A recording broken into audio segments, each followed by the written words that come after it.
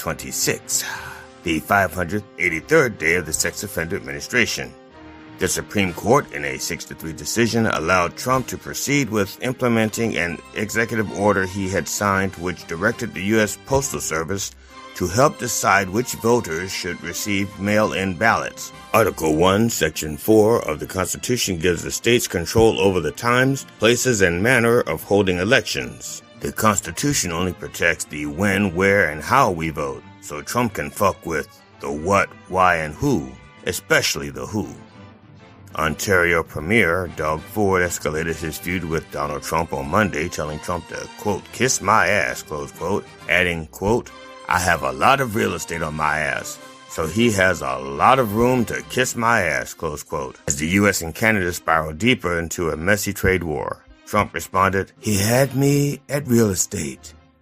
As of Monday, fire crews had managed to carve containment lines around 27% of the Hawk Fire blaze that threatened the city of Reno, Nevada over the weekend, destroying dozens of houses and chasing tens of thousands of people from their homes. Only Donald Trump has chased more people from their homes. 36-year-old Benjamin Charles Parker, the suspect of a gruesome quintuple homicide outside of Portland, Oregon, was found dead in his car. 3 cats and 2 dogs were killed along with the suspect's girlfriend, her mother, her grandmother, and 2 friends. Tell me those cats and dogs didn't suffer. After a pause of more than 2 months, the U.S. military announced Monday that it once again carried out a strike on a vessel in the eastern Pacific Ocean, killing 2 people suspected of trafficking drugs, bringing the death toll up to 223 in 67 strikes. I never thought I'd miss stop and frisk. This has been the Dr. Reverend Jelly Roll with headlines and punchlines for Tuesday, August 25th, 2026, the 583rd day of the Sex Offender Administration. Join me live at the Church of Last Resort Sunday mornings at 9 a.m. Eastern Time on MindDog TV. Viva the Revolution. The opinions expressed on this program are those of the host or guest and should not be interpreted as statement of fact. Independent fact-checking and corrections are encouraged. Can we get a cup of coffee in here, please?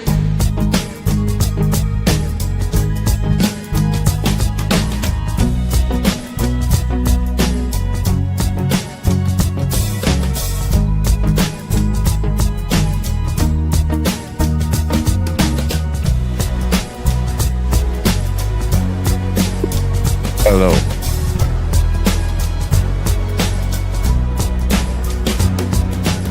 Damn good coffee and hot. I don't know. My dog is your mind's best friend. I don't know. Whoa, it's my I don't know. My dog is your mind's best friend. Somebody broke into the studio. Wake up, America. You've got a dog that needs walking. That's right, sunshine. Just put on a big pot of strong coffee and get ready to type your little hate mail with your opinions about kumbaya and flat earth insanity. Stand-up comedy? You want stand-up comedy? Well, we've got sit-down comedy. It's time for Coffee with a Dog. You make me laugh. Yeah, that's not gonna happen today. Good morning, folks. It's Tuesday, August 25th, 2026.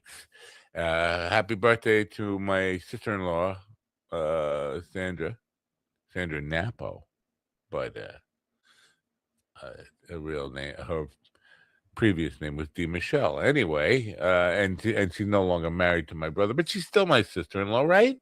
She's my sister-in-law who divorced my brother, who is no longer my brother. How about that? Anyway, happy birthday to Sandra. So I'm expecting to piss off a bunch of people on Rumble today because I don't know if you know this about Rumble. Rumble is based up in Canada. And them Canadians, they see this thing, Canada versus Trump. Oddly enough, they're right-wingers, and they're probably more with Trump than they are with Canada. Well, it's just weird. Imagine somebody said, "I want you to work for me." You say, "I don't want the job." Well, no, you have to work for me. That's the only way it works. But I don't want the job. I'm not interested. I got a good job. I'm happy where I am. No, you have to work for me. That's well, it's kind of an ridiculous metaphor. But Donald Trump is like used to forcing his will on people, places, nations, women, especially kids. So there you have it. If you don't know, Donald Trump thinks that we can force Canada to become a state by putting 50% tariffs on Canadian goods, which the American consumer will end up paying for, not Canada. Canada's not paying for anything. And then as a retaliation, because Canada says, well, you know what, it's going to stop people from buying Canadian goods down there because they're going to be fucking broke. But just to kind of zing you a little bit, how about we cut off all the electricity that we send to the red states in America? And tit for tat, but he doesn't think things through. He starts wars he can't win and then looks for a ridiculous way out. And that's where we are today. So where's the funny in that? There's no funny in that. I know I said I'd get another commercial. I didn't get another commercial. I'm busy. I have a life. I don't know if you know this about me, but I have a life. Or I at least tell myself I have a life and whatever. So I'll just play a commercial for Sunday morning show here on Mind Dog TV while I click a button or something. Looking for redemption?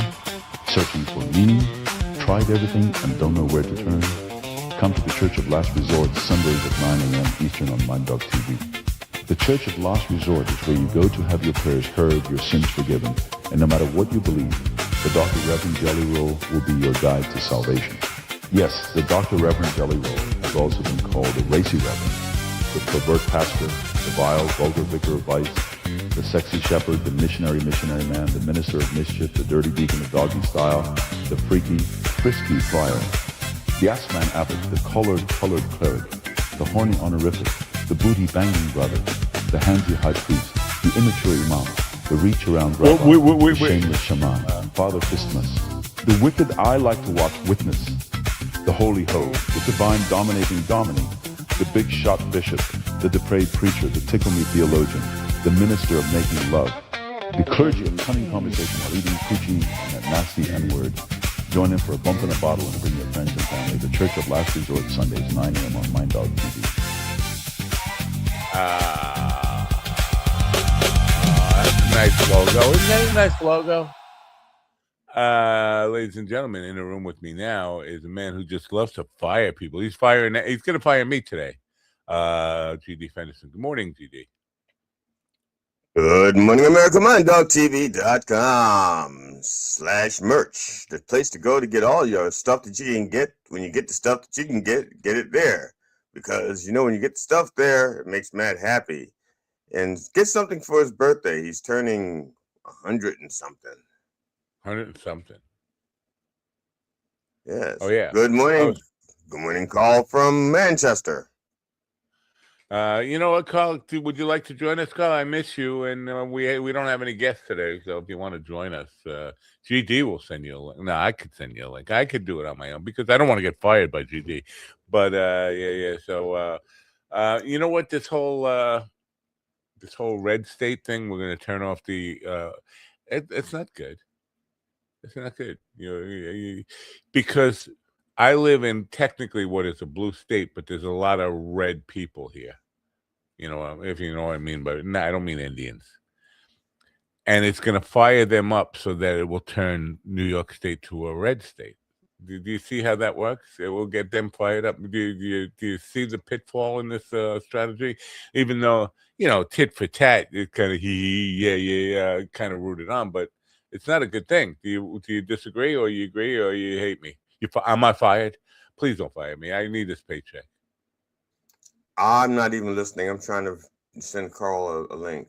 Oh, I could. Oh, well, you all right? I was going to send him a link because I don't know that you and him even have a direct communication. But that's fine. I appreciate that. I don't know. We don't really have a direct communication. I'm just what the what the Kev says, "Don't forget to play. It would be easier." Do you think it's like me to forget to play a song I just published late night this morning? Was that something I would do? I forgot to play a song today. It's just not me. Anyway, Carl's coming on. Yay, we're gonna get Carl. I miss Carl. Yeah, I sent it Facebook Messenger. Facebook Messenger. I got a survey about Meta. Do you think Meta, Facebook, Instagram, Threads, I think they got Snapchat or something, WhatsApp, one of those. Do you think their best days are behind? Because there was a day when they were the Mike Tyson of social media platforms, but I don't think. Do you think they are now? Meta. Who, Meta? Yeah, Facebook, Instagram, Thread. Oh, yeah, the entire. It really depends on the age. It really depends on the demographic. Okay, I think older people are still with Facebook. I think younger people are going to go with the hottest, newest trend. I and agree. then they're going to try to convert their friends to it. But yeah, the older people are still using Facebook, and then there's the crossover. People like you and I who have shit that we're trying to push. I'm older people. I don't know if you know this about me, but I'm older people. Well, I'm just like, for example, I would be considered older, and so I'm on Facebook, but I'm also on the YouTube, but they're going places like Twitch and Spotify and stuff like that. And I think they're going to go wherever they can get the most attention and traction. I think the younger people need to feel more so than older people need to feel like they belong to something and that somebody's listening. Older people know nobody gives a shit, and so don't know that nobody's listening, but we need to rant anyway.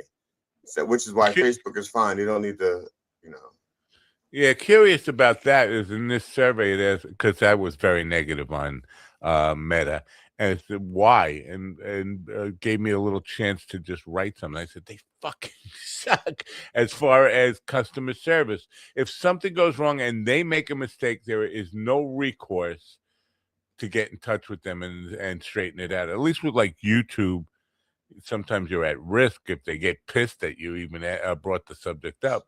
But at least, and even Twitter, as much as I hate the owner of Twitter, they have a way for you to get in touch with a human being and say, "You done me wrong. Don't done me wrong like that." But Facebook, and it was a very long survey. It said 2 minutes. It was like 25 minutes. But now, was it really because it was 25 minutes, or because you started a question, you stopped? What was I thinking? What was the great ask? And then you go to do something else, and you come back and go, I forgot. What was that question again? I was pretty dedicated to answering the things because.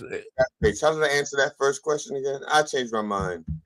It wasn't obvious that it was about Meta. They were trying to hide it that it was just a general social media survey, but then it became obvious that it was about Meta, and it was really about who's gonna win the AI, who's gonna, Gemini. Google's got Gemini. Twitter has Grok.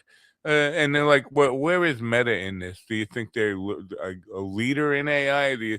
And yesterday, I saw somebody take a post, or 2 posts from Twitter. Donald Trump first saying that Canada has to suck his dick, and then Canada saying, no, we're not going to suck your dick. Go fuck yourself. I'm paraphrasing. And they used AI to combine them. Facebook tagged that as completely AI generated content. I was like, no, AI just was used because this person doesn't own Photoshop, and they said combine these 2 graphics. That's all it was. And I'm all for labeling AI for the people who hate AI. but it's labeling something as complete AI when it's just used to combine real posts is misleading. And so I said that, and I think Meta does that a lot. They've got problems with their AI control and their AI labeling. I've seen things that were completely AI that weren't labeled, and I see things that aren't AI at all, and they get labeled. Is it distinguishing between Facebook generated or Meta generated AI, whatever they're thinking? You know, in other words, can Meta tell the difference between AI that was created by their stuff or AI that was created, let's say, by Grok? According to them, no. They have an AI detection that is not limited to Meta-generated AI. Yeah, but can they tell the difference? Is what I'm wondering. About. Oh, I don't know. I don't know if they can. So, in other words, you know what? We can't ask them because they have no customer service. Okay, because the inconsistency in the rules may be because they're applying the rules differently across the different platforms, so to speak. You're right. You get a good point, but there's no way to even find out because there's no. You're in the middle of a survey. Why don't you just ask them? Damn, you had the complete. Oh no! That's not the kind of survey. It's just multiple choice text stuff, and at the end they give you a little comment. You know, we're being very rude. We invited Carl on the show. I'm gonna bring him in. I'm just waiting to shut up about this. Shut up! You shut up, and I'll shut up. But he may have something to add to it. He may want to say something. All right, let's both shut up. Okay, I shut up. I'm not talking. There, I'm not talking. This is me not talking. We just found a Brazilian SIM card on the floor. Good afternoon. Oh, a SIM card. A Brazilian SIM card. Is that, that so that shaved on the side? Yeah, big ass. I feel like the luckiest man face of the earth. Some may say I got a bump deal. Or whatever. We got that bump deal. What's going on? What is it? Is it Canada? Is it AI? What are we saying? What are we talking about? Yeah. Well, the Premier of Canada said Trump can kiss his ass. Yeah, Carl, can you do something about that echo? Let me see. Maybe I could do something about that. Mine? Yeah, I think it. Yeah, it didn't start until you popped in. Strange. I have no other feedback here. I think I got it. Okay. Oh no, I didn't get it. Echo cancellation doesn't seem to be working. Wow, that's weird. Okay, is that working or not? The hiss went away. Try it again, Matt, because the hiss went away when you did that. You know what? You know what? I've been getting a hiss that I cannot hear, but when I record a video, I can hear it, and I use Final Cut to remove the hiss. So maybe I've got a cabling problem somewhere. Okay. Yeah. So I took a survey about AI and Meta, mostly Meta. Meta paid for the survey. That became apparent. So they want to know what I thought about AI. Are they Meta? Are they a leader or a follower? I don't know about Meta's AI. I mean, the platform, like you said earlier, is growing. So Instagram's still massive, and they've got 3 billion a month. I think people use that. So Insta's still pretty big with the youth. Insta and TikTok are the two social media platforms for the kids. But like Gigi says, it's older people, and you can't count on older people because they die. Facebook's older people, I'd say. Instagram and they're all going to die. They'll be dead. So yes, we're all waiting for the boomers to go. Maybe we can sort the housing crisis out. Right. But should I switch mics? Is that still hissy or bad? I don't hear any hiss, but me, okay. I don't still hear the echo. I will try another. Echo. Okay, maybe it's a speaker, but coming into the mic, maybe is that better? Yeah. Well, no. Well, it doesn't echo when you talk. We have to talk to hear the echo. So if we just shut the fuck up, there's no echo. Maybe my mic is picking up my speaker on a feedback loop. Headphone. Yeah, that's definitely. Could you do a headphone earbud? Penis in your ear. I have to find wired headphones somewhere. Oh no! So I went to Spotify, where the young people hang out. I'm gonna mute call while you do that. Okay, I went to Spotify where young people hang out to look for some of the latest content by the Slaptail Squad, Slaptail Nation. And are they on there? They're on Spotify? Yeah, they're like everywhere. Yeah. And I thought they were only in Norway. On Norway. Well, no, they're doing well in Norway, but they're everywhere. You know, like they're like we're big in Zimbabwe. They're in Zimbabwe. They're just like number 459 out of 450. But in Norway, they're like creme de la creme, and we are like chaff. The part of the wheat they throw away, is that the chaff or the chaff? Or if you stroke the chaff, does that? Oh, never mind. Carl's still looking for his headphones. Let me just. Yesterday, I posted. There's a Suno music group, and just to constantly just bickering back and forth about AI music. And this one woman was, first of all, somebody asked, why is people so angry about it? So it comes down to two things. One, their fear of being made obsolete or being replaced. And the other is the resentment that people might be getting attention that they think they deserve. Like, songwriters are saying, I did my old-fashioned way. I got 3 views, but the AI, and then we're getting more views than me. It's sad. So you got your fear of being replaced, and you get the you know what, I do it the right way, and I don't get it. The fuck AI people. So somebody responded to me, a woman from Texas, said, I will be exposed as an imposter. So I posted the AI song, and she said, see, it all sounds like the same thing.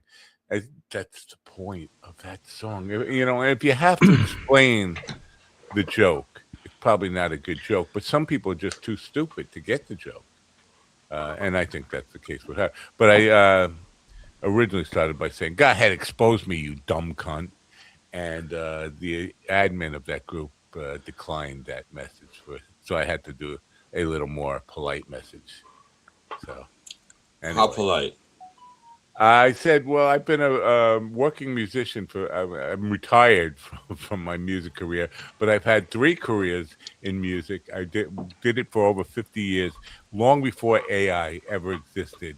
And let me see what you've created. If you want to, expose me all you want. I mean, I expose myself. And the song is self-exposing because it's an AI song. It says, I'm here to bait your rage. This is an AI song. So what are you going to do? Tell people I used AI for that song? It says so right in the fucking title. So, yeah, now we'll move on. I don't know why again, if you have to explain the joke, it's probably not a good joke. So I'll cop to that. It's not the joke. See, I don't always subscribe to that, because some jokes really are designed to be explained. In other words, you want people to.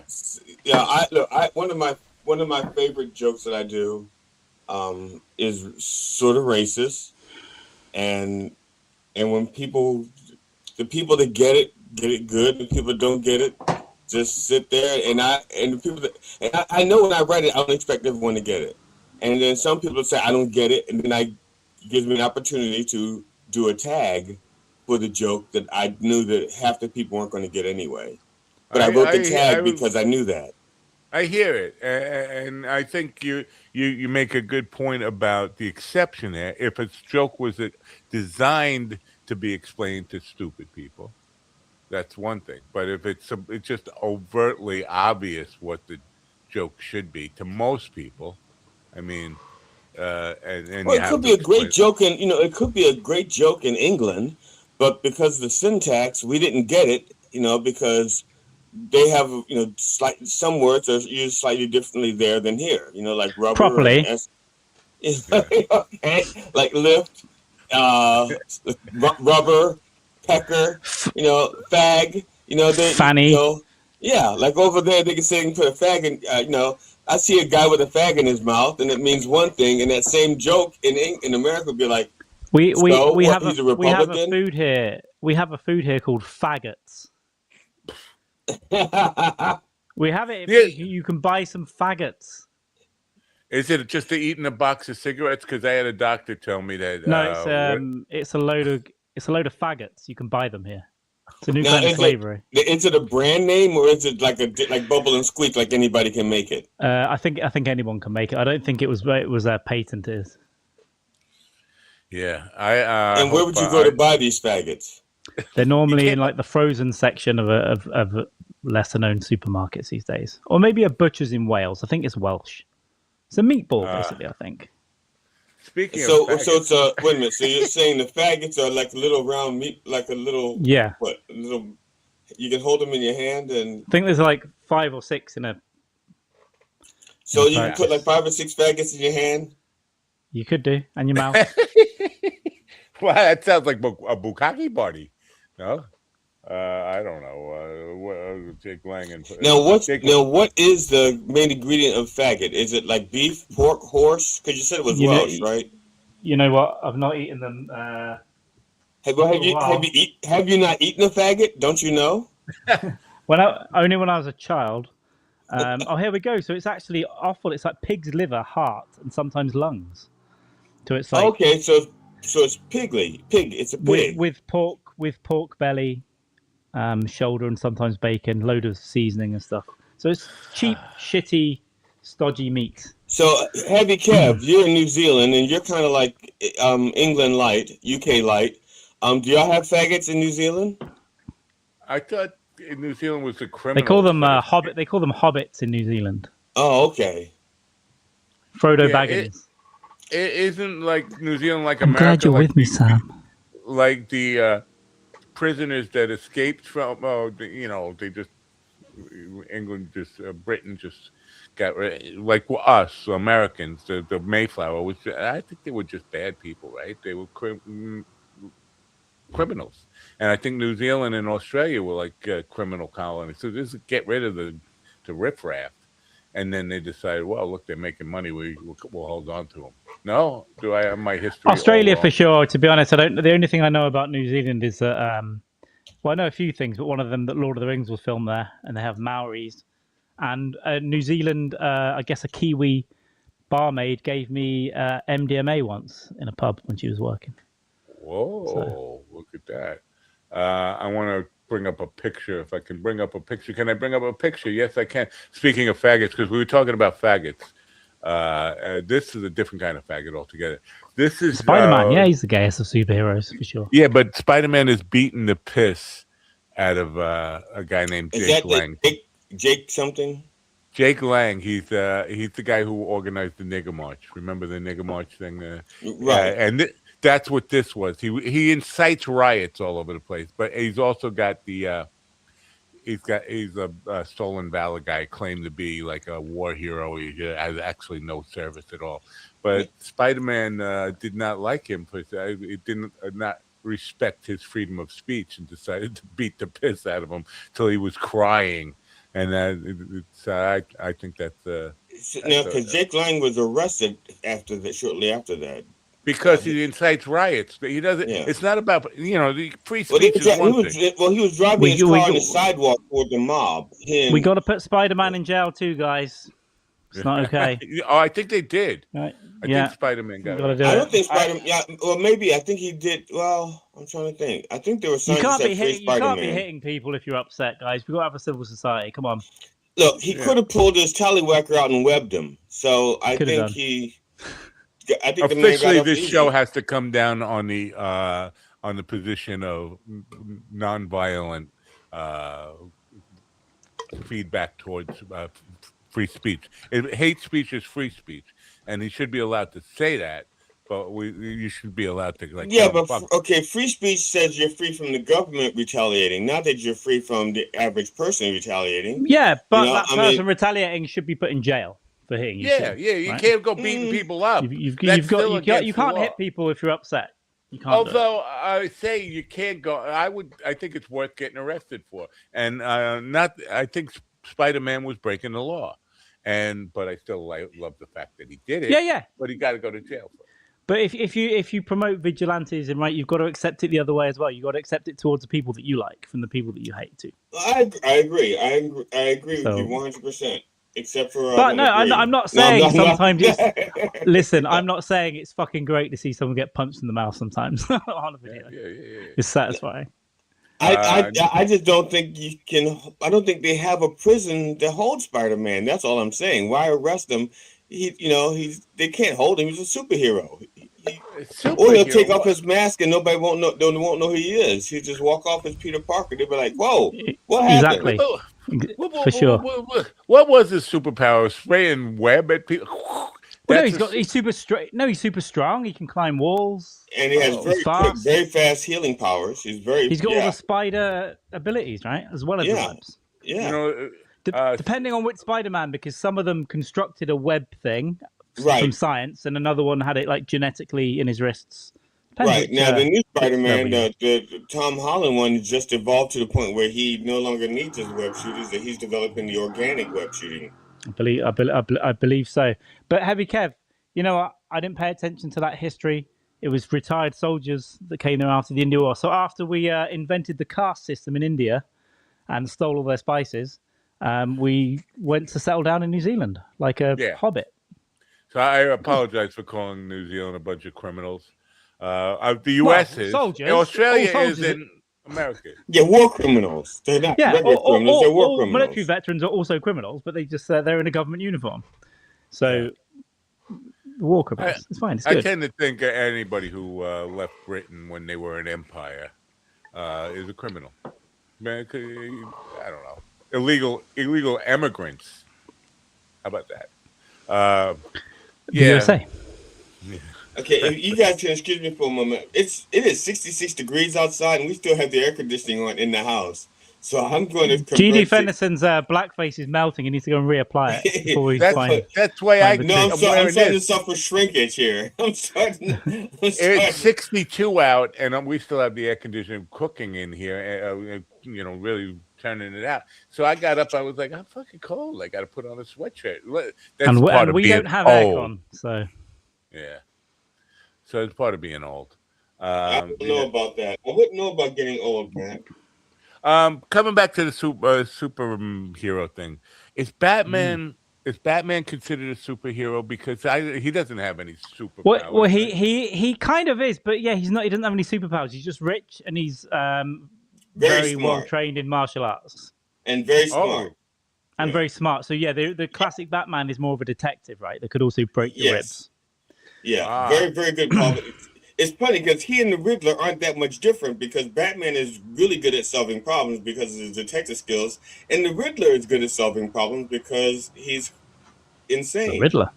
Yeah, he's but also Batman is also a little bit insane. He's a little off kilter. Yeah, he dresses as a bat and beats the shit out of unruly teenagers. I was thinking of the fact that he didn't have to suffer a job when he was a teenager. No, he was right from a young child. He had Alfred kind of giving him a job. But I like it in Joker, where the first Joker movie, where they make his parents pieces of shit, like rich pieces of shit, that think they're helping the city, but really they're nasty billionaires. But that's a big change. Oh, you mean the one with Joaquin Phoenix?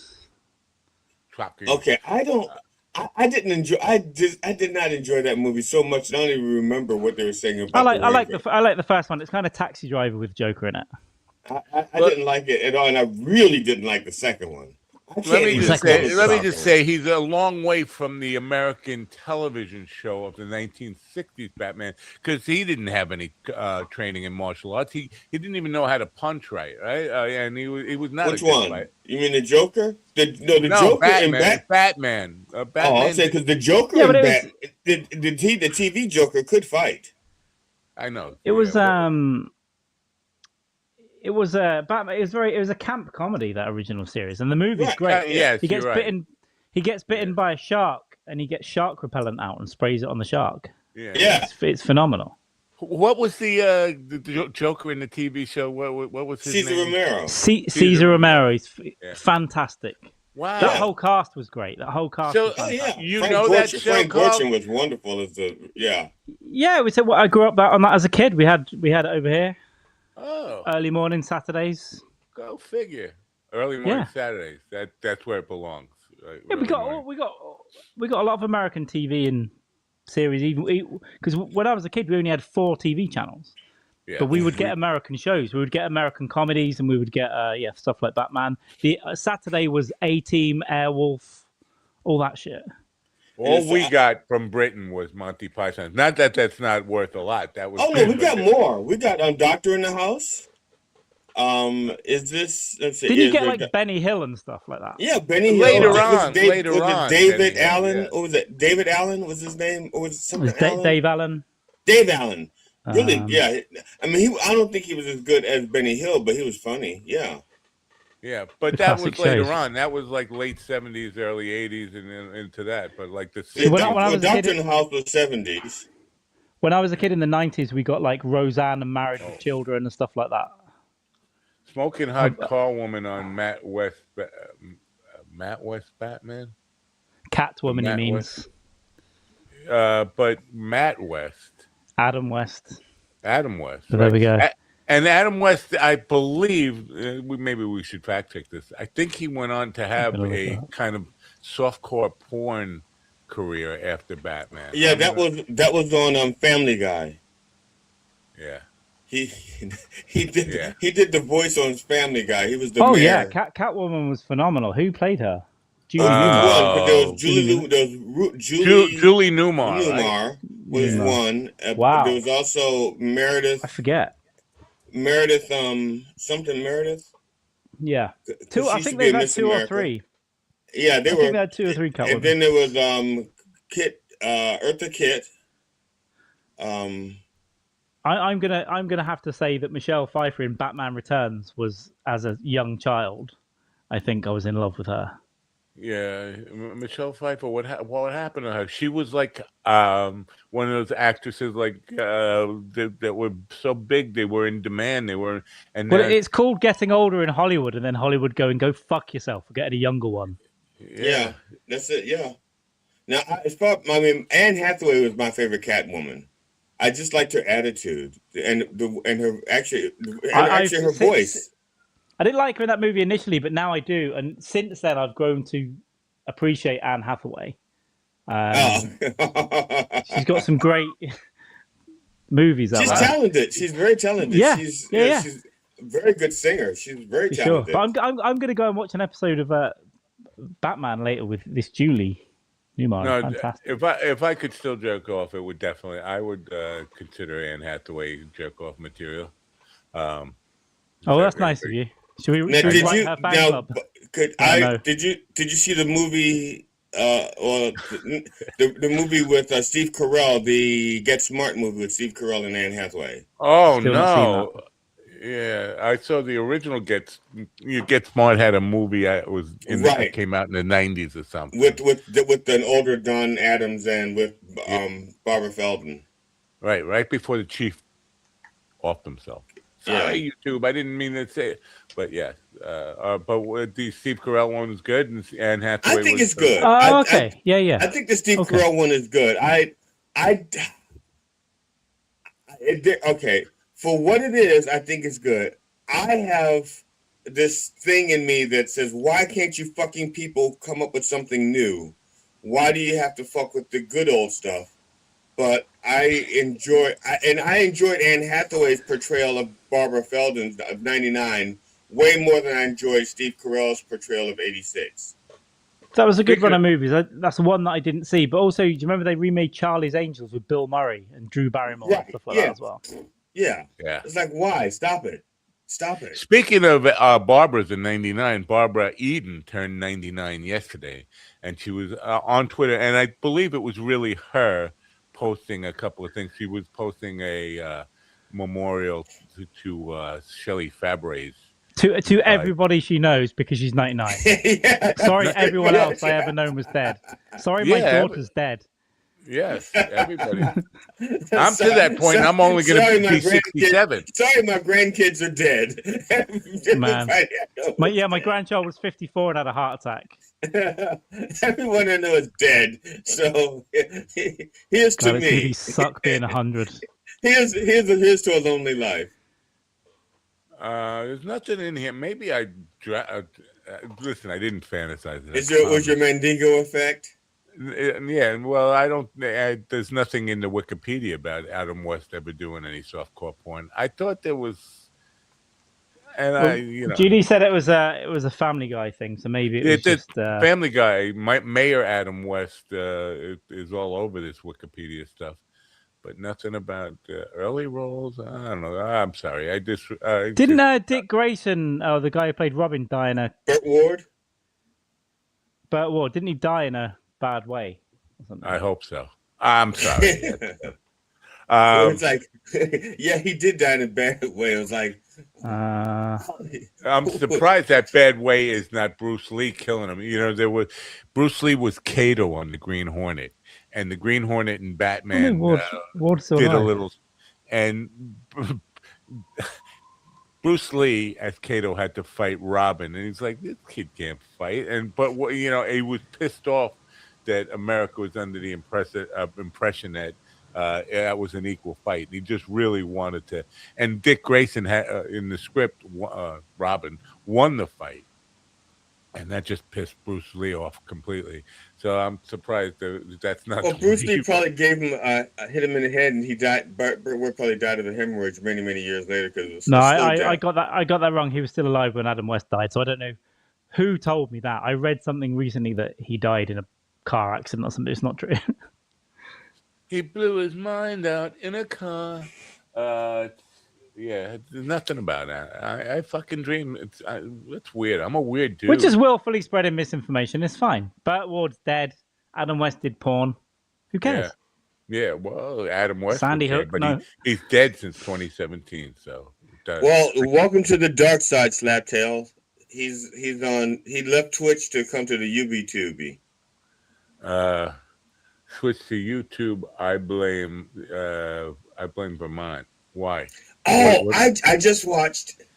Not all, but I didn't watch all of it because I don't know if this was planned or not, but HBO showed the South Park movie. I think it's called Bigger, Longer, and Uncut or something like that. Oh, it's phenomenal! It came out after 2 years of South Park. It was out in '98. So they showed it, and I didn't know if they were showing it in response to the Canadian-U.S.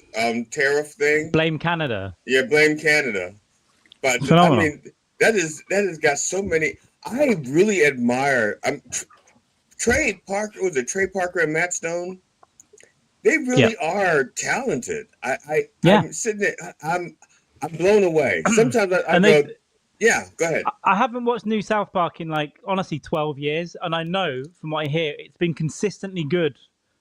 Yeah, for 25, 30 years. And I have never seen an episode of South Park. I've seen there's some great stuff. It's really good at cultural commentary, but kind of done in a really offensive way through children. And they do it. The turnaround is so fast. So something can be in the news about a week or two ago, and they will have it in an episode because it's just they crank it out that fast. Now, Matt, if you're like new to South Park, I guess I would recommend that you start off with their Christmas special, because that will introduce you to just about all of the characters, and also to some really funny stuff in their Christmas special.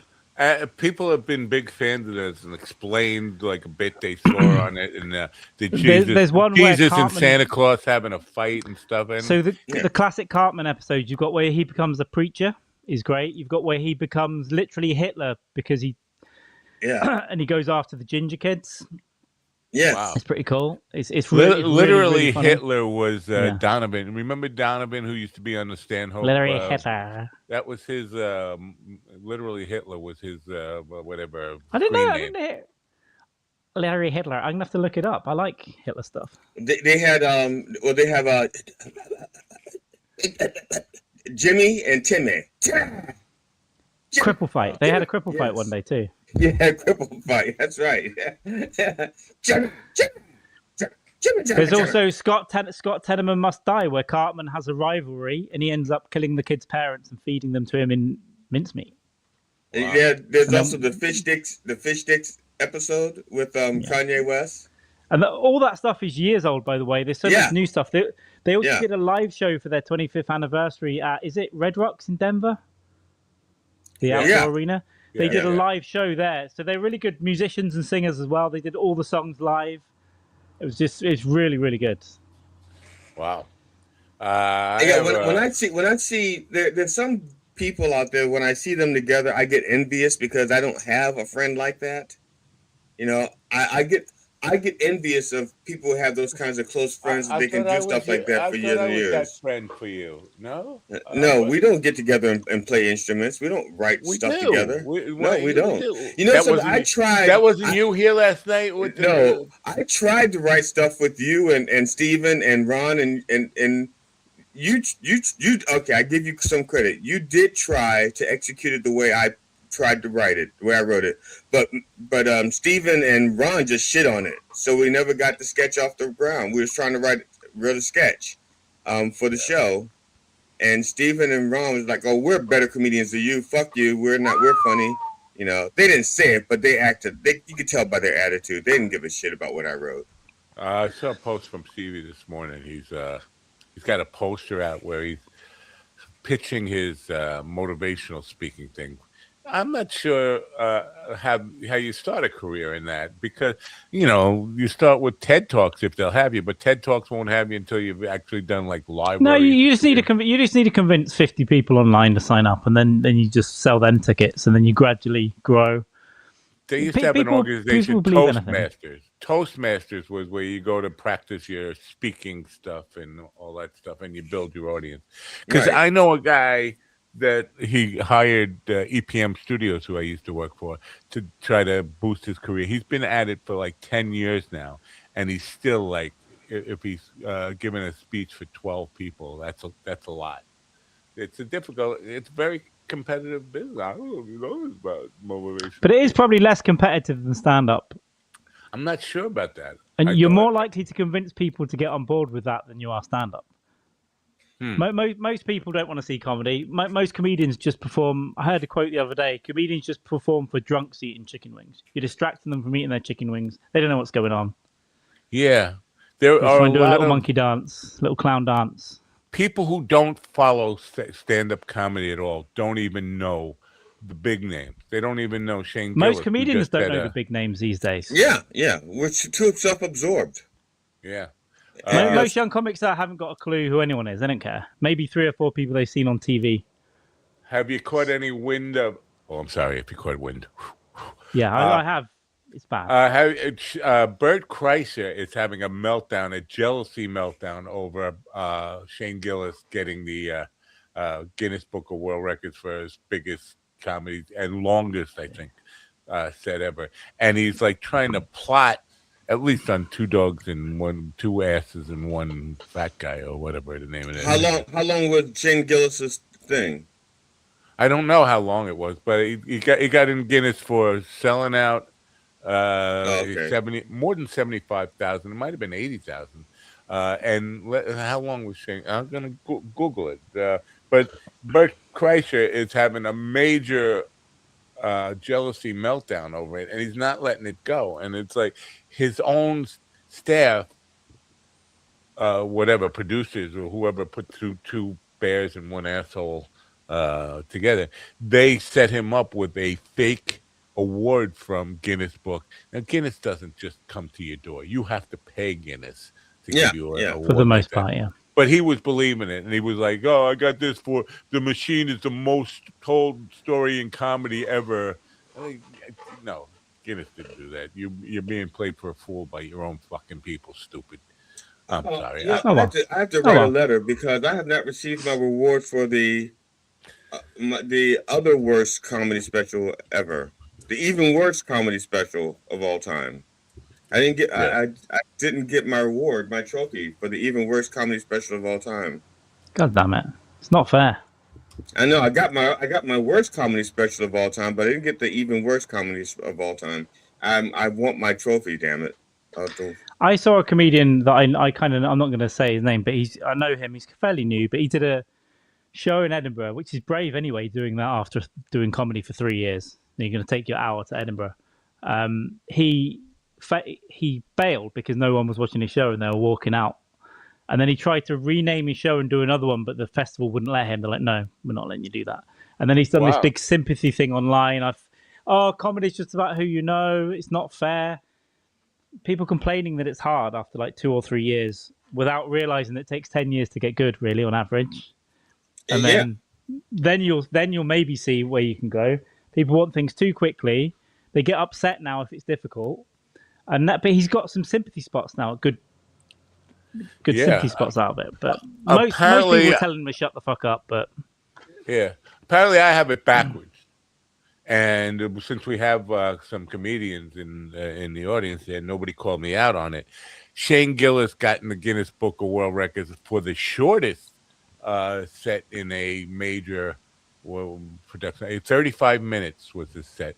But the reason I thought it was long is because Bert Kreischer keeps saying, I'm gonna do 10 hours and I'm gonna pay. He said, I'm gonna pay the audience to bring more people in than that and get. Bert Kreischer just seems like a very anxious man to me. He's a very anxious, insecure guy, right? Yeah, very Maybe weird. He's not as famous now as he was 5 years ago. That's why I don't really follow it. Slap test is 10 years if you're lucky. Well, I'm talking about competency. Yeah. Right? You get pretty good. There's going to be people that get good in 4 years, and there's going to be people good in 14, right? But basically, in 10 is something you should know what you're getting into. I'm going to have my hour and do my thing. Because there are people that do comedy for 18 months and they're on fucking Netflix and whatnot. But I know a guy who's been doing comedy for 20 years and is still doing open mics. I don't know about it all. It was about me, but he still calls them shows. Well, it's 99%, at least 99% of comics, right, aren't going to be earning money from it. So, and it's good. It's good. Go and enjoy it, and as long as you're enjoying it and you feel like you're doing. Yeah, that Sam Morrill, I find him very impressive because he posts short clips all the time of him doing crowd work, and he is very comfortable with being funny on the spot. Like he can do crowd work with anybody and make the conversation funny. To me, it takes an incredible amount of confidence. Yeah, good crowd work is tough. Yeah, I know one guy here that's really good. He's basically built on that. It's kind of better than his jokes, but he's really, really good. He always has been, even since he was an open micer. Yeah. Any topic, anything, any audience member says, he's quick. But if I'm correct about him, and I might not be, because we know that I'm never correct or rarely correct. Yes. I'm under the impression that he didn't do it the typical way, like most comedians go to open mic nights and practice and he practiced in front of nobody in his basement for years and years. I think still a lot of people do that, and they don't say. I think a lot of people. I mean, I wrote for 2 years before going to an open mic. I can't imagine trying to do that myself because I give myself douche chills. I'm embarrassed by myself. It's not. You can practice all you like on your own, but it's never the same. No. And the energy is never the same. The adrenaline is never the same. You're probably going to be faster on stage than you think. Yeah. Especially if there's no laugh on one bit, you kind of roll into the next one, so your timing can get off. Yeah, your nervous system it takes some people, I guess, a time to get the bravery to go and do it. Yeah, I suppose. Because it is tough. It is tough. Yeah, none of the young comedians who were just starting off when I started doing this, I haven't seen any of them take off, and that's except Willie. His career because it's almost impossible. You're probably not going to get anywhere in comedy, right? Yes, it's just like professional sports. You in England, you probably can't swing a dead cat without hitting some young kid who thinks he's the next football star. You and your swinging dead cats. You just got to chill out on the cats. Man. Well, yeah, you have. Well, my cat shouldn't have died. The big football clubs here have levels and years of the big football clubs here bring players in when they're 8 years old, 9 years old, 10 years old, and they've got years and years of all this. Barely any of them will make it professionally. They might get to 17, 18. They might nearly get it, and not quite. And a lot of those kids end up in a bad way as well. But the thing is, and I guess, because in England, I'm trying to think, at least with football, you have the multiple. They're all pros, I guess, but they're just different divisions. We've got 8 tiers of a system. So Okay, 8 tiers. When you get down the bottom, they're kind of pros, but some of them also might have another job. Yeah, so you can't make a living there. You're just getting paid. Yeah, some of the smaller teams are fucking mechanics and greengrocers, and then they go and play in a league. Right. But they're pros. Yeah. But believe it or not, Major tier. League Baseball in America was like that until I was like 5 years old or something. Or when Kurt Flood finally broke, probably 11 years old, when Kurt Flood kind of broke through the free agency stuff, and we're not slaves to the team type of thing. But like all those guys used to take winters and just become hardware salesmen or whatever. Yeah. So we still have competitions between the best and the worst. So there's a competition in which any of those teams in those 8 leagues can play each other. So the biggest team can play the smallest team, and it's actually fun because sometimes the smallest team wins. Yeah. Or they get a replay that goes back to the big stadium and they make a lot of money. Yeah. Now, are those scheduled? Are those part of the regular season, or are those just like friendlies? Yeah, no. So we've got the FA Cup, which is any one of the pro leagues can play each other. You go into a draw. There's also preliminary rounds. It cuts out a lot of the shit. And the big teams only go into it in the 4th round. But you can get times where some of those smaller teams can play each other. Wow. It's a serious competition. Yeah.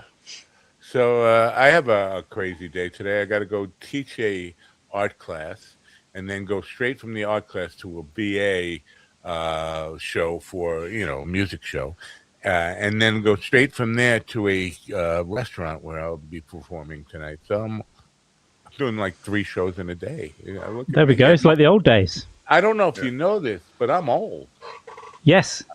Yeah. So it's too old to be doing that. Old and sick, demented, early stage dementia. But you're gonna do it. You're gonna be fine. Yeah. Well, I have to take apart. I have to work on a dishwasher. I have to pull it out of the little dishwasher cubby hole. Oh. The problem What's the dishwasher's name? Juan? And the problem is the people that flipped our house, when they put the dishwasher in, they redid the floor, but they didn't do the tile underneath of the dishwasher. So I can't just slide it out. I actually had to rip up part of the floor so I could pull out the dishwasher and then have enough room to lift it up and drag it out all over the floor. And then I have to work on it. And then I realized that they didn't do a good job at some of the wiring underneath. I got to redo the wiring. I'm looking at like chips and like almost like somebody started to cut a wire and went, "Oh, I shouldn't cut this wire," but they didn't wrap it. They just put it back in there, and now it's starting.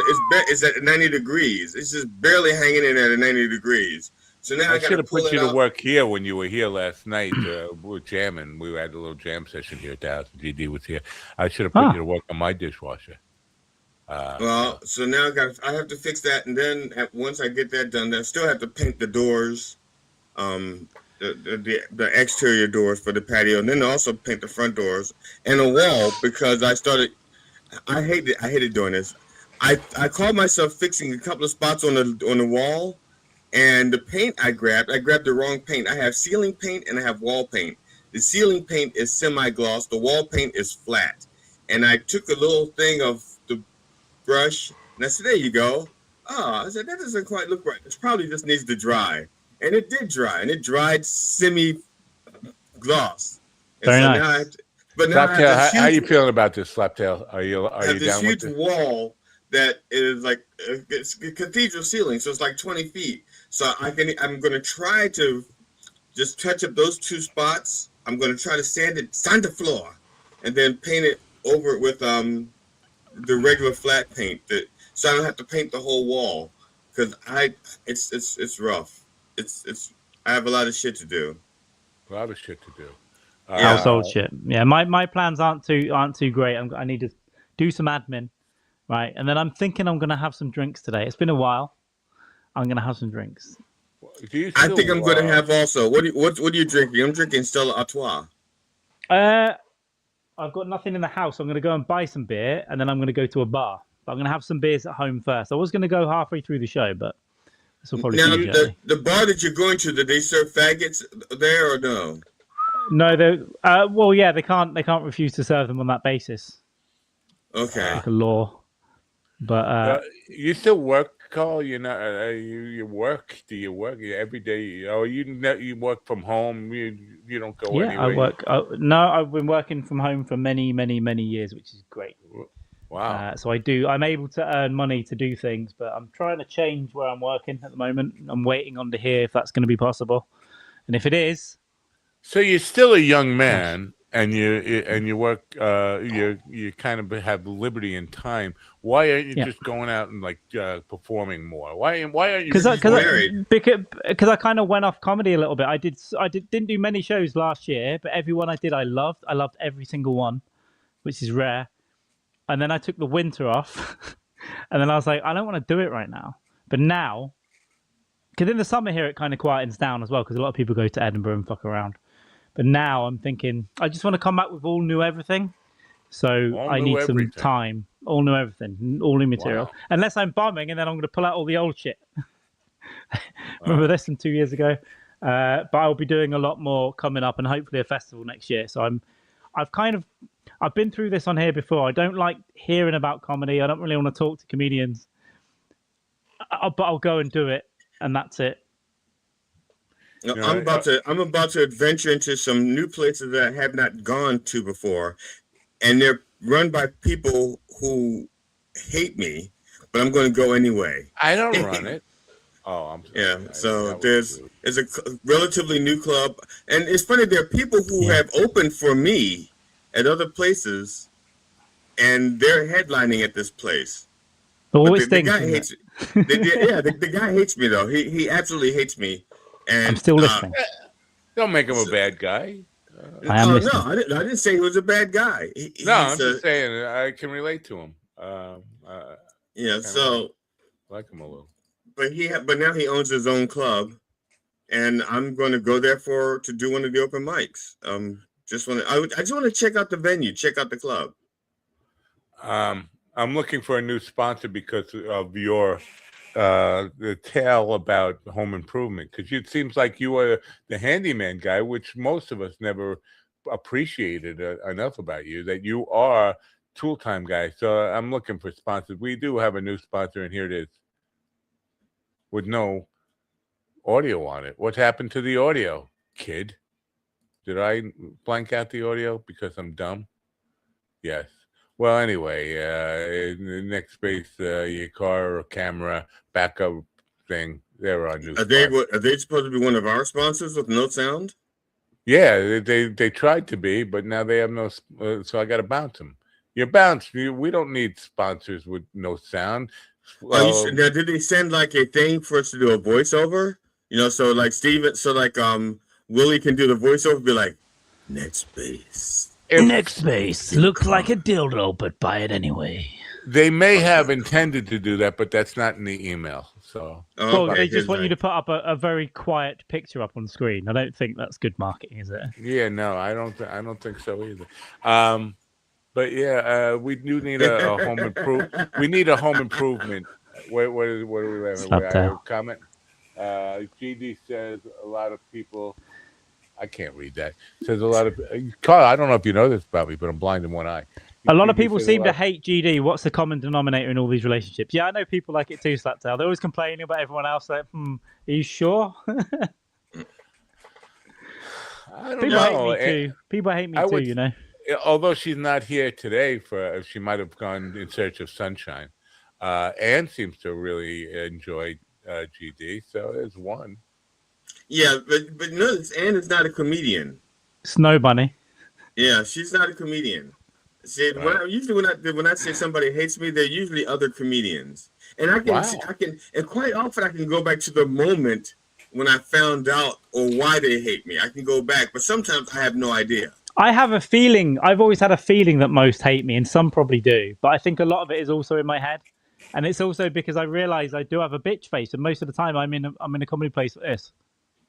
Yeah, that's it. I do have a resting. So they're probably thinking that fucking miserable piece of shit hates me, and then none of us talk. Yeah. Do we want to comment on this? What is this about? Oh, I've put on some weight. I've been losing weight. What's all going on here? Look at the jowls. I like it. What's that guy's name? Jack Black? Is that who I'm thinking of? No. Is it Jack? Comedian.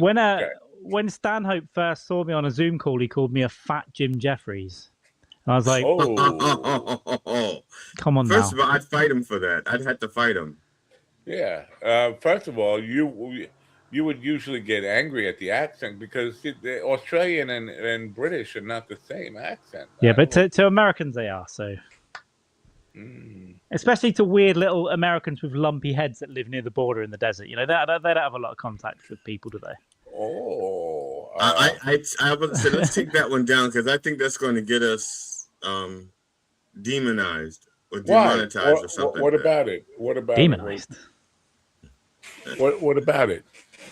You've got a demonization strike with YouTube. Yeah. So just to be clear here, you added it to the bucket thinking that it would get us, not like we're getting any money. I didn't see the picture. I just saved it. I didn't look at the picture.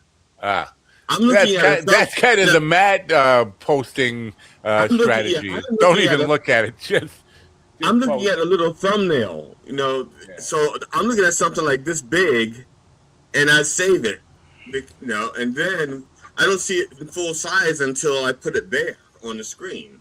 Don't worry, GD. Be happy. I like you. Also, a lot of my comedy colleagues tell me I look terrifying. Yeah, you do.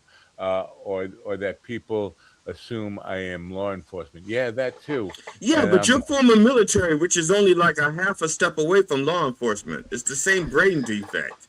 Yeah, you know? And there's something about the eyes that said I've killed. I get the cop thing if I go into sometimes if I go to a gig or something, I'll go into like a rough bar down the street to go and get my thoughts together. And it's one of those it's always those places where only locals go in and no new people go in there.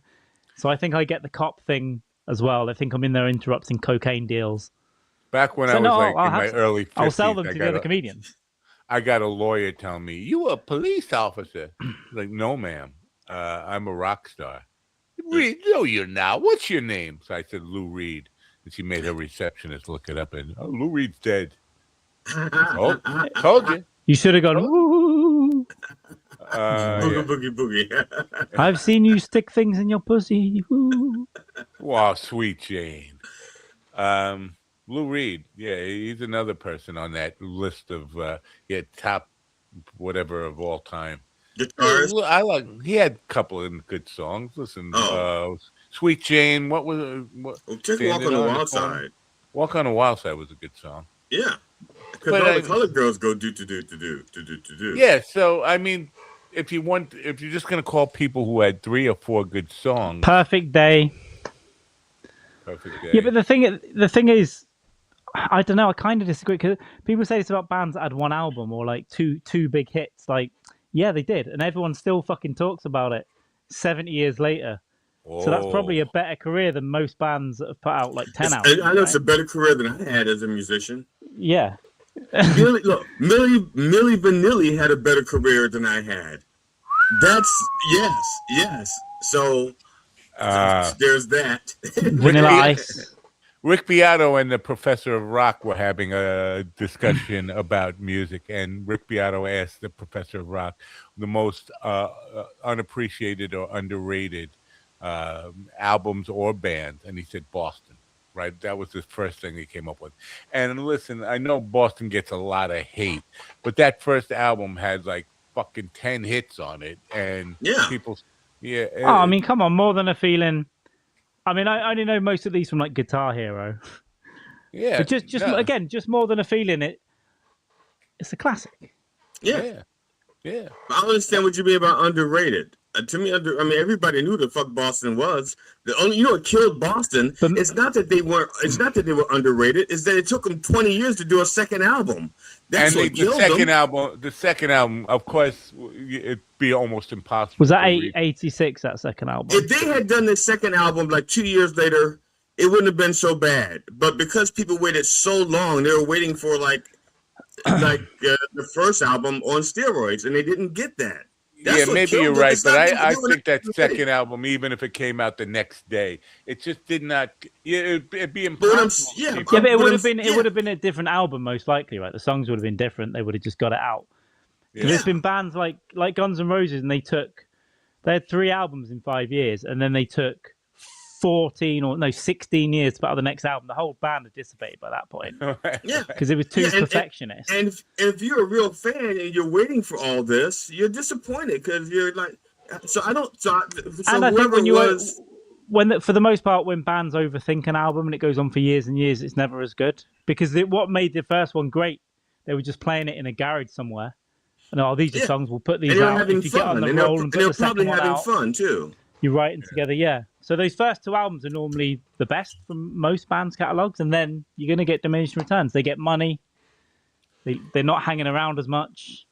But to GG's point, I think how you define. Wait, let me just say this. To your point about how you define underrated, I don't think they were underrated. I think they were hated. No, maybe not at the time, but I would maybe underrated in that a lot of people now wouldn't know who Boston is. They would recognize More Than a Feeling and maybe 1 or 2 others, but they would. It didn't really stay in people's mindsets like to 18-year-olds today for the most part, right? So I consider 18-year-olds today will still know Led Zeppelin. I consider underrated to mean their band was really good and people just didn't recognize them. And I think you're right. That's a good definition of it. Because I'm not just saying this because I'm a Crack the Sky fan. I think Crack the Sky was underrated. I think today. Also, albums can come out and they even the fans can sometimes think this is shit, and 15 years later it might get a reappraisal. You think actually it's pretty good. Like sometimes that does happen. Let's talk about Crack the Sky. Do you think it's just a matter of the record company did not get behind them and promote them? I guess that could be part of it. Why? Because most people don't even know Crack the Sky. They never even heard of them. Yeah. Prog rock, right? Now, actually, Palumbo had explained to us when he was on the interview part of what happened. Part of it was the record label. Part of it was the record label. I don't get that. Why would a record label invest so much money? And it wasn't a little bit of money when we're talking about back in the album days. They would invest a lot of money and then do nothing to kind of. But they made so much money they didn't care. There's so many artists that got tied to like an 8-record deal, and after 2 albums, they just went to the band. You go fuck yourself. But they're not allowed to do anything else till they're out that deal. I think. I wish John were here to correct me because I don't want to misrepresent them. But as I remember this, they had a choice between record labels, and they went with the one that would give them the most freedom with what they wanted to do, the one that was going to be less hands-on. But the one that was less hands-on and say you can do what you want was probably not as, I guess, affluent or influential or something like that, I guess. I think. I'm not sure. We'd have to go back to the first interview and listen to it again. It's tough, especially then. They had like problems with withheld royalties and stuff, right? I'm just looking up. It's tough then because what do? You take like a massive advance if you're a kid, and a record company goes, "We'll give you £1 million to make this album, $1 million." A lot of times that was a mistake because now you owe the record company $1 million. You owe that, and every show you pay, they're paying for the stadium, but it's getting billed to you. You've got to pay that back. It's all in debt. So you've now got to start selling records, right? But a lot of bands didn't know that. Sometimes a smaller label is better, and sometimes a bigger label is better. I guess who's working for them at the time, who the managers are. Are they ripping you off?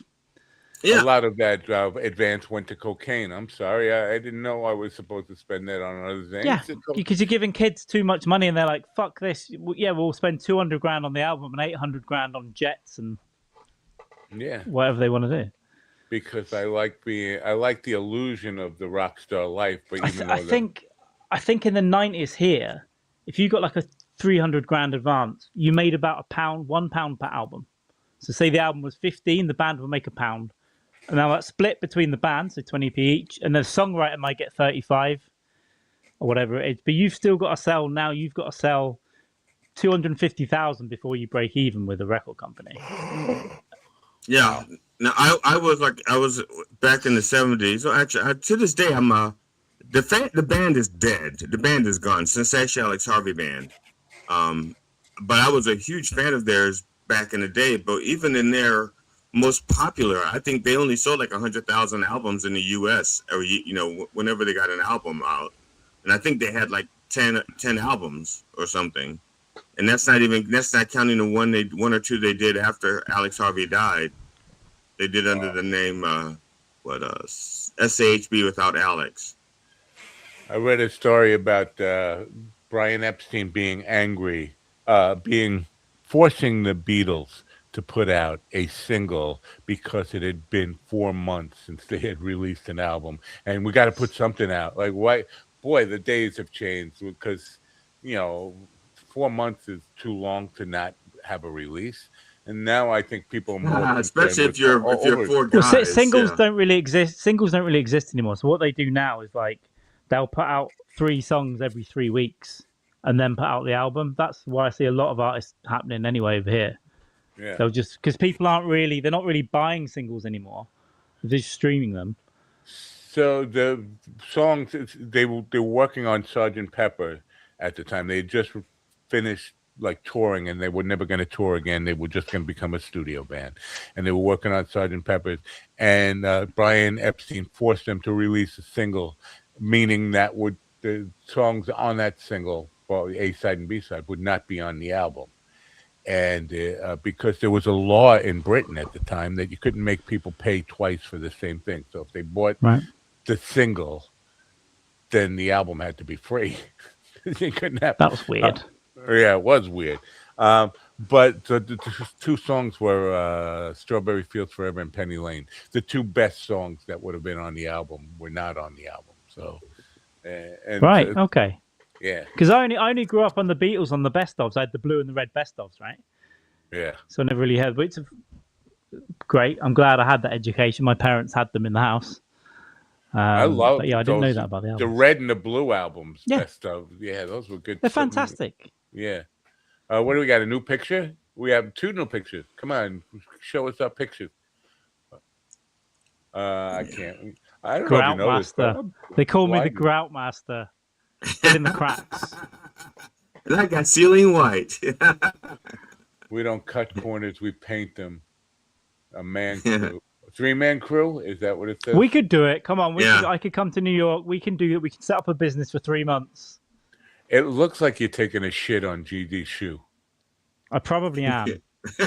when I went away from the mic a few minutes ago, I was taking a shit. There you go. There's some inside information, and I can still smell it because I'm out of fucking air. That's okay, man. It looks like I'm tickling your butt with my other foot. So yeah, no, that's pretty much the daily show here. So pretty good. That's pretty funny. Good. This is the second time that it's taken my shirt and put Bob Marley on it. Yeah, what's with that? I don't know. Is Kev doing that? Like it's taken you've got kind of Jamaican colors on there. It's kind of taken that and run with it, right? Yeah. Kind of like Caribbean. I guess. Let's see. What's the other one here? And the other one is. Oh, I like this. Oh, this is Undercover Ops. Yeah. Triple threat. Yeah. Oh, best not quite undercover there with the badges and uniform, but we're going. That's right. We're undercover. We're disguised as cops. Our undercover base also has a neon sign. One thing I do like about Times Square though is the NYPD shop. It's got a big neon sign on it like everything else. Are street takeovers a thing where you guys live? No matter whether it's Manchester or in what? Whatever. But taken over by who? Guys, Parties? cars. No, it's like a Fast and Furious thing. They take over the street. They do like donuts. Oh, they yeah, have, races and all that stuff. They do it here. Here it's a big, major thing, and undercover cops have been breaking them up. I think here the other night there was one where they arrested like 70 people in a street takeover. They tend not to do cities here. They do it out of town, but they get like 150 cars, and it'll be like a show. So they'll park up and look at everyone's car and the mods, and then they'll get some that race up and down. Yeah, it's pretty big here. With like 17. And then there's high-speed chases, which that results from that, and cops chasing people down the Long Sometimes, yeah. Sometimes there's accidents and deaths, and they still do. I don't know how you think you're going to get away with that. I mean, obviously, Well, they're young and they don't care, right? You're just meeting up and you're 17 or 18 for the most part, and you think you've got a nice car and you're like, fuck it. I remember being in the woods with my friend Jimmy Fogelberg, and we were out of weed. We had no weed, and it was the woods across the street from the high school where everybody went to get high. But we didn't have any weed. We were just sitting there, and a cop came walking in, and we both ran. We were jumping fences. I was like Superman at the time. I was just jumping fences, leaping them like they were bounds, and the cops chasing us the whole time. We're just getting over fences. We get to the high school, and there's like a 20-foot fence, and I just looked at it and stopped. And the cop grabbed me, threw me in the car, and drove me back to the front of the woods where another cop was waiting. He said, "Oh, this must belong to them." And the guy whipped out an ounce of weed. And it was very criminal at that time. It was in New York State, you could go away for life for possession of weed, an ounce of weed. And I was like, "What? I didn't have any weed. I would have been smoking if I would have had it." But the guy who did own the bag fessed up to it, and he took the rap. Good for him. Dave Scally was his name. I still remember that because I was panicking, like stuttering. That's not my weed. But I'm running from cops when I was doing nothing wrong. That was we ran from cops. I was a little older, and I was in a fucking car chase with cops chasing us. With the guy driving was drunk with no insurance. The car might have even been stolen. I just took a lift. He's like, "Do you want a lift?" I was like, "Sure." And then some cops got behind us, and he just put his foot down. I was like, "What the fuck are you doing?" Yeah. But we got away, luckily. But we also could have died. What is Slaptail saying noise about? Noise. Really noise. Any fucking noise, mate. So I'm blind in one eye, Carl. And Why? I don't know what happened. I'm supposed to go to the doctor to get it kind of figured out on Friday, the 28th. Kind of figured out. Yeah, well, how do you?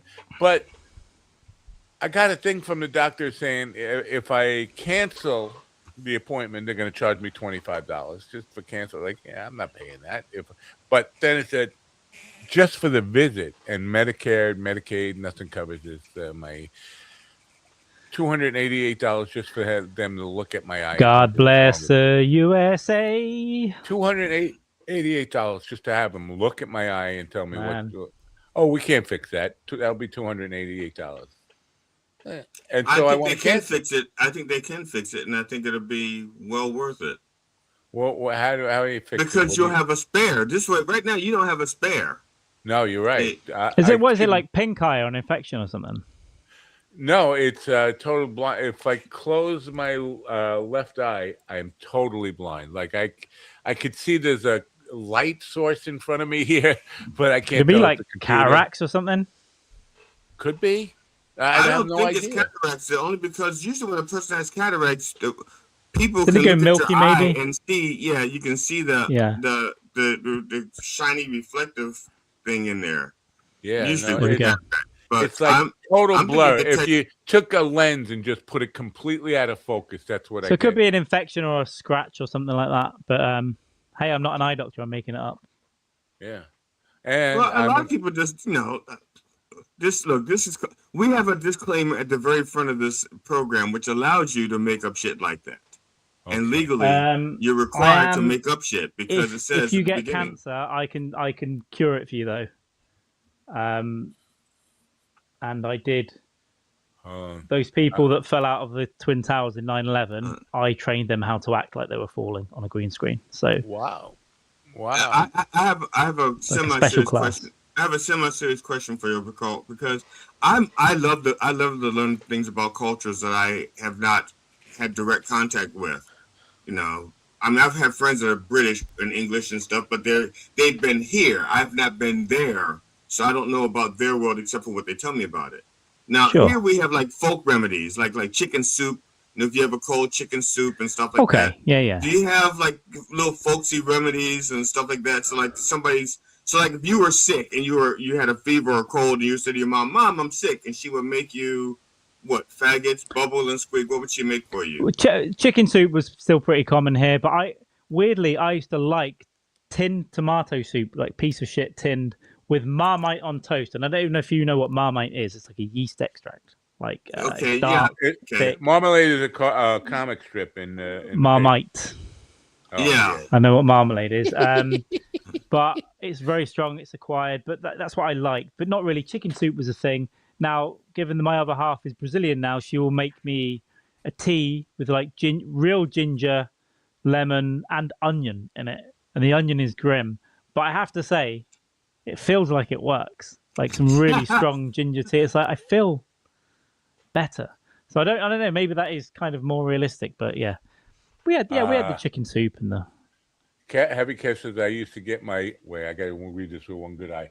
I used to get my weed from local cops. They would take from gangs and give to musos for playing at Oops work party, cops work party, Oops work party. This is how I discovered that I had white privilege. I was smoking a joint on the way to work in my van. I saw the cop do like a U-turn and follow me. I turned down this block. He pulls me over, and there's still like weed smoke coming out the windows. He comes over. He goes, "I smell weed in here." I was like, "No, it must have been the kids last night in my van. They sit in my van." He's like, "Yeah, there's still smoke coming out of here." And so he said, "Open the console," and I'm like, I don't smoke weed. Look, I'm an old man. I don't smoke weed. And he said, open the console there. He's like, there's nothing in there. And he goes, keep digging. And he goes, pull that out. And I pull out, it's like an ounce of weed. And he said, you shouldn't lie to me. You make it worse. And he takes the bag of weed, goes back to his car, takes my license, and he comes back and he writes me a ticket for the inspection sticker and gives me my weed back. And minus the amount it takes to roll a joint. Minus a joint. Yeah, that's fine. But it occurred to me that at that time I have white privilege, because if I were a black kid, I would have been in jail for the rest of my life. Not necessarily. My brother. The police would routinely pull over my brother. They would never arrest him. They would pull him over, write him a warning, and take his weed. Wow. And it was regular. Whenever they saw my brother's car, they would pull him over. Matter of fact, they were pretty much stationed near a block away from our home. Where we lived, there were only two roads. There were only two roads to get to our house. You know. Oh fuck. Fuck. What, you getting old there? Sorry. Charlie Horse. What happened? Charlie Horse. God gave me cramp for saying black privilege shit. Whoa. Charlie. Whoa. But my brother lent me his car once, and the police pulled me over. Now, of course, my last name is the same as my brother's. And the police pulled me over, and as soon as they walked up to the car, they goes, "Mr. Fenderson?" I went, "Yes." They said, ask me something, and asked me for my license and registration. Now, of course, they didn't. I gave my brother's registration. I gave him my license, but they didn't look at the first name. They were just looking for Fenderson. They saw Fenderson, and they said, "What do you have in the trunk?" I said, "Nothing. A spare tire, I guess." And they had me go out because this cop did not realize that I was not my brother. I was in the right car. I was in the burgundy 66 Mustang. And so they go through the car, and they were disappointed. They were upset that I didn't have weed in the car. And I told my brother that I got pulled over, and he goes, "By the cops over in the Long Look Lane?" I said, "Yeah." He goes, they pull me over every time they see me. They take my weed, and they let me go. Wow. And I said, "You could at least told me that was going to happen." He goes, "No, I just wanted to see how you handle it. You know, no biggie." You all right, Carl? No, I've had this massive cramp attack in my leg, and it's still going on. Wow. And it's because I said black privilege. I know God's a black guy. God damn it. My wife has a similar thing going on, and which you're trying to figure out what's the cause. I mean, there's cramps, there's spasms, or whatever. And in legs, I've been training a lot, so I've been doing a lot of CrossFit. I'm now a CrossFit Ooh, wanker. Look at you! I know, right? Yeah. Why? Are you going to run a marathon soon, or what are you going to do? No, I've just been doing it a year because I needed to do something to sort my shit out. I was becoming a slug. But yeah, I think I did it just before I got here, and I think I need like salt and stuff because my leg is fucking. It feels like I need it amputated right now. I'm gonna take a moment here to put Carl on the spot. Not on the spot, but ask a favor. I know This is not a you're. good time to ask. You see, he's in pain. I know that's Go why. on, go for it. That's why I'm asking, because he won't Go remember. for it. I know you're good friends with Andy Baker. Is that fair to say, Andy Baker? You're good friends. I will be seeing Andy Baker Friday and Saturday. Please tell him I'm not a bad. I don't know why he's angry with me and misunderstanding me. He said my comments on AI were a strange hill to die on. I don't feel like I'm dying on any hill here. I was just voicing opinions about it. But apparently, I don't know. I I've didn't see made him angry. I doubt he's angry. He probably just said something. Yeah, just tell him to come on the show. Just matter of fact, call him now. We'll send him a link now. We'll send him a link now. He's been on the show many times. He's too anxious to do his own show. He hasn't done anything in over a year because he can only do it when I'm there now, apparently. Yeah. Just because you were the first person I knew who used AI at all on Last Rights, I think, or you were using ChatGPT, and I had never heard when of it first was released. Yeah. And so I use it daily for work and stuff. Right. So I want to get your opinion on because my take is on this, that I think eventually we are engineering our own extinction because at some point the robots will figure out they don't need us. So it's an option, yeah. That's the ultimate option. Yeah, but the thing that is pissing people off is I say, no matter if you love it or you hate it, I don't think it's going away. Knowing the history of mankind and our bent towards technology, I think invent something, it doesn't go away. I think most people do know that. I think some people get annoyed at like using it on posters and. No, I get that. Why they don't like it, but not liking it is not going to make it go. You can't put the genie back in the bottle. That's my argument. No, you're right. I mean, the amount of data centers we're building, it's only going that way. Every company will need to use it. Brett Brock took all his Vazar off the internet because of AI. He stopped using certain platforms, and then he went to Patreon, and now he stopped that and going on to Discord. But it's kind of like, first of all the art he's ever put online is still on there. You can't remove it. And secondly, every YouTube and Netflix have been using AI for 10 years. It's not a new thing. It's just the way that we interact with it is new. Have you seen AI have a personality?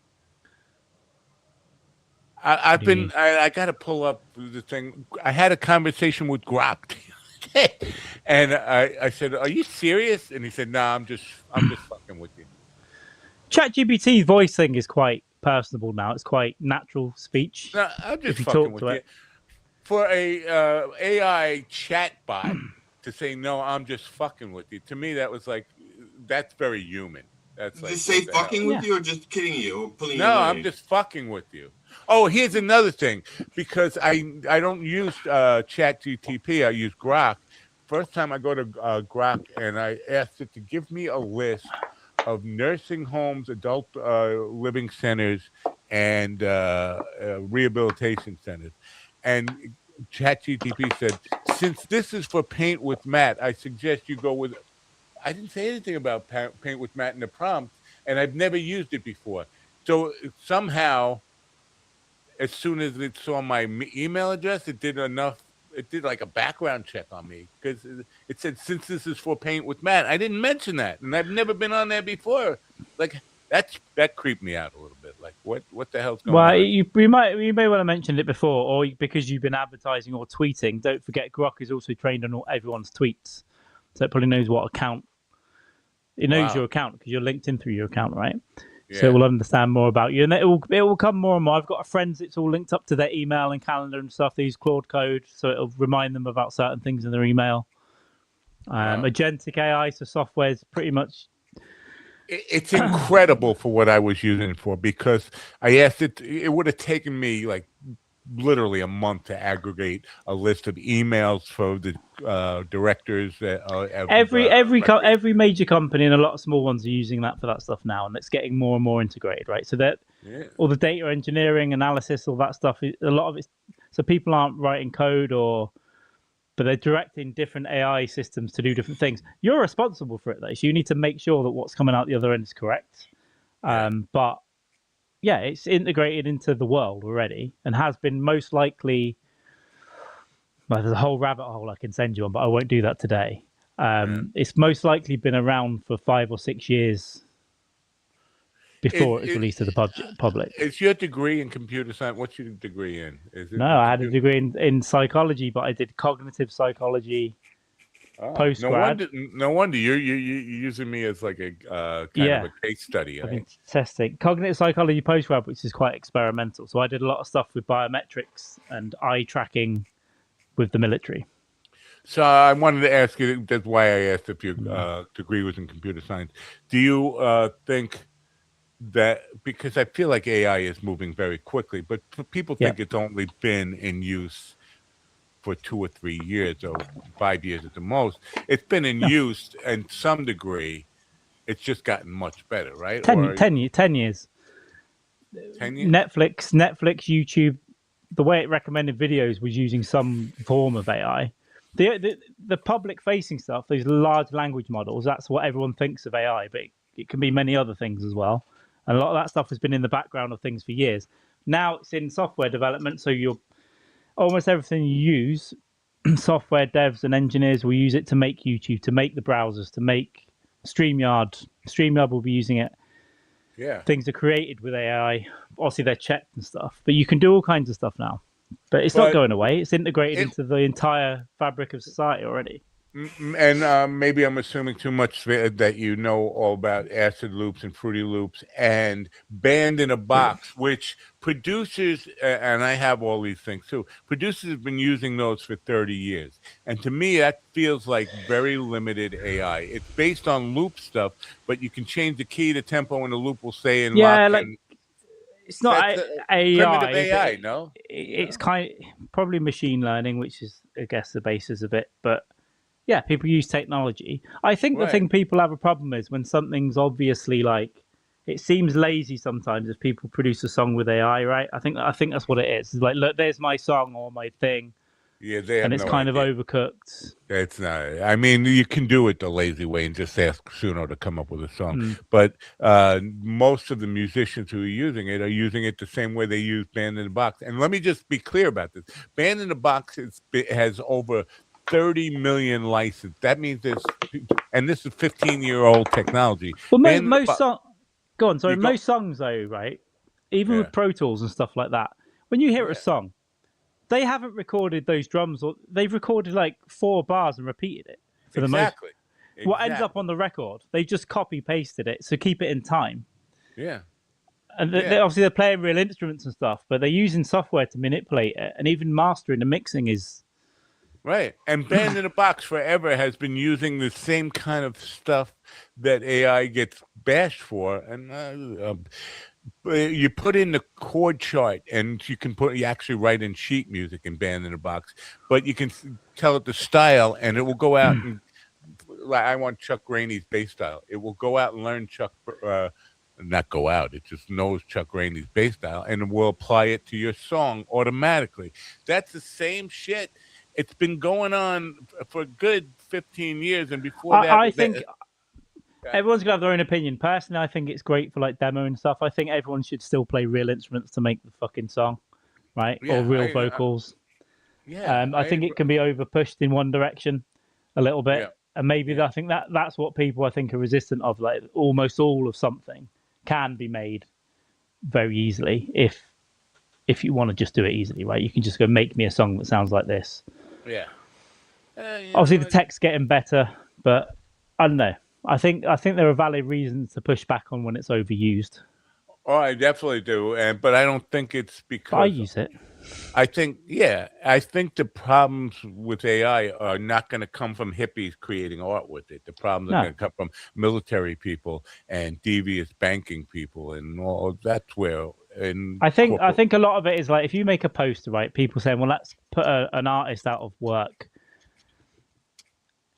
To be honest, most comedians are making their own posters in Photoshop or GIMP or Canva anyway. At this point, even without AI, so I'm not sure about that. I think that's where it does come from, and it's kind of fair. But the world's changing. There's not going to be as much need for copywriting, like marketing it. How many marketing agencies are starting up now going with 100 staff that all write in copy? Not many, Yeah. right? Right. So, The data center thing, because I had, there's a big put. Nobody wants the data centers in their backyard. That's the presumption that I have. But everyone needs them to be somewhere. There are people here, I've discovered, that actually want data centers in their backyard, and I was like, well, why? What's the kinky. upside? That's kinky. No, to lower your property taxes. And I was like, well, how does it? Because the town gets some kind of I don't know, push some payback, kickback, like a mob thing, that it will lower your. It's not worth it, right? To incentive, right? To have the humming going on in your backyard, and these big old monstrosities of buildings. But maybe that technology will get better. But yeah, right now it seems to really fuck up the local environment. Yeah. When they get released, but they're going to be built, so people might be able to protest a few of them out of an area, but they're going to be built. Yeah, but why don't we just build them all in like New Zealand? Because everybody knows there's nobody worth saving in New Zealand. No, I'm sorry, that's just a joke. But I mean, there's got to be a country, a real shithole country, to put these in, right? Let's just Haiti. Put them all. Yeah. Let's put them all where they're eating cats and dogs. Yeah, but they would eat the cables and stuff. It's not steal the copper. Got to have security. You don't have them in England. You the ones you use are in Canada, right? No, we're building them, but because we're not building anything on the scale that you have. You've got stuff that are you've got data centers that are like cities out there. We're building 2 or 3 big ones for us because we've got a small landmass. Remember as well, we're smaller than most states, right? Or all the states. So, but we're still building 2 or 3 because we're going to have to change our economy because the UK is kind of falling because we have nothing. We have financial services. We have financial services. The UK is the Matt Napo of countries.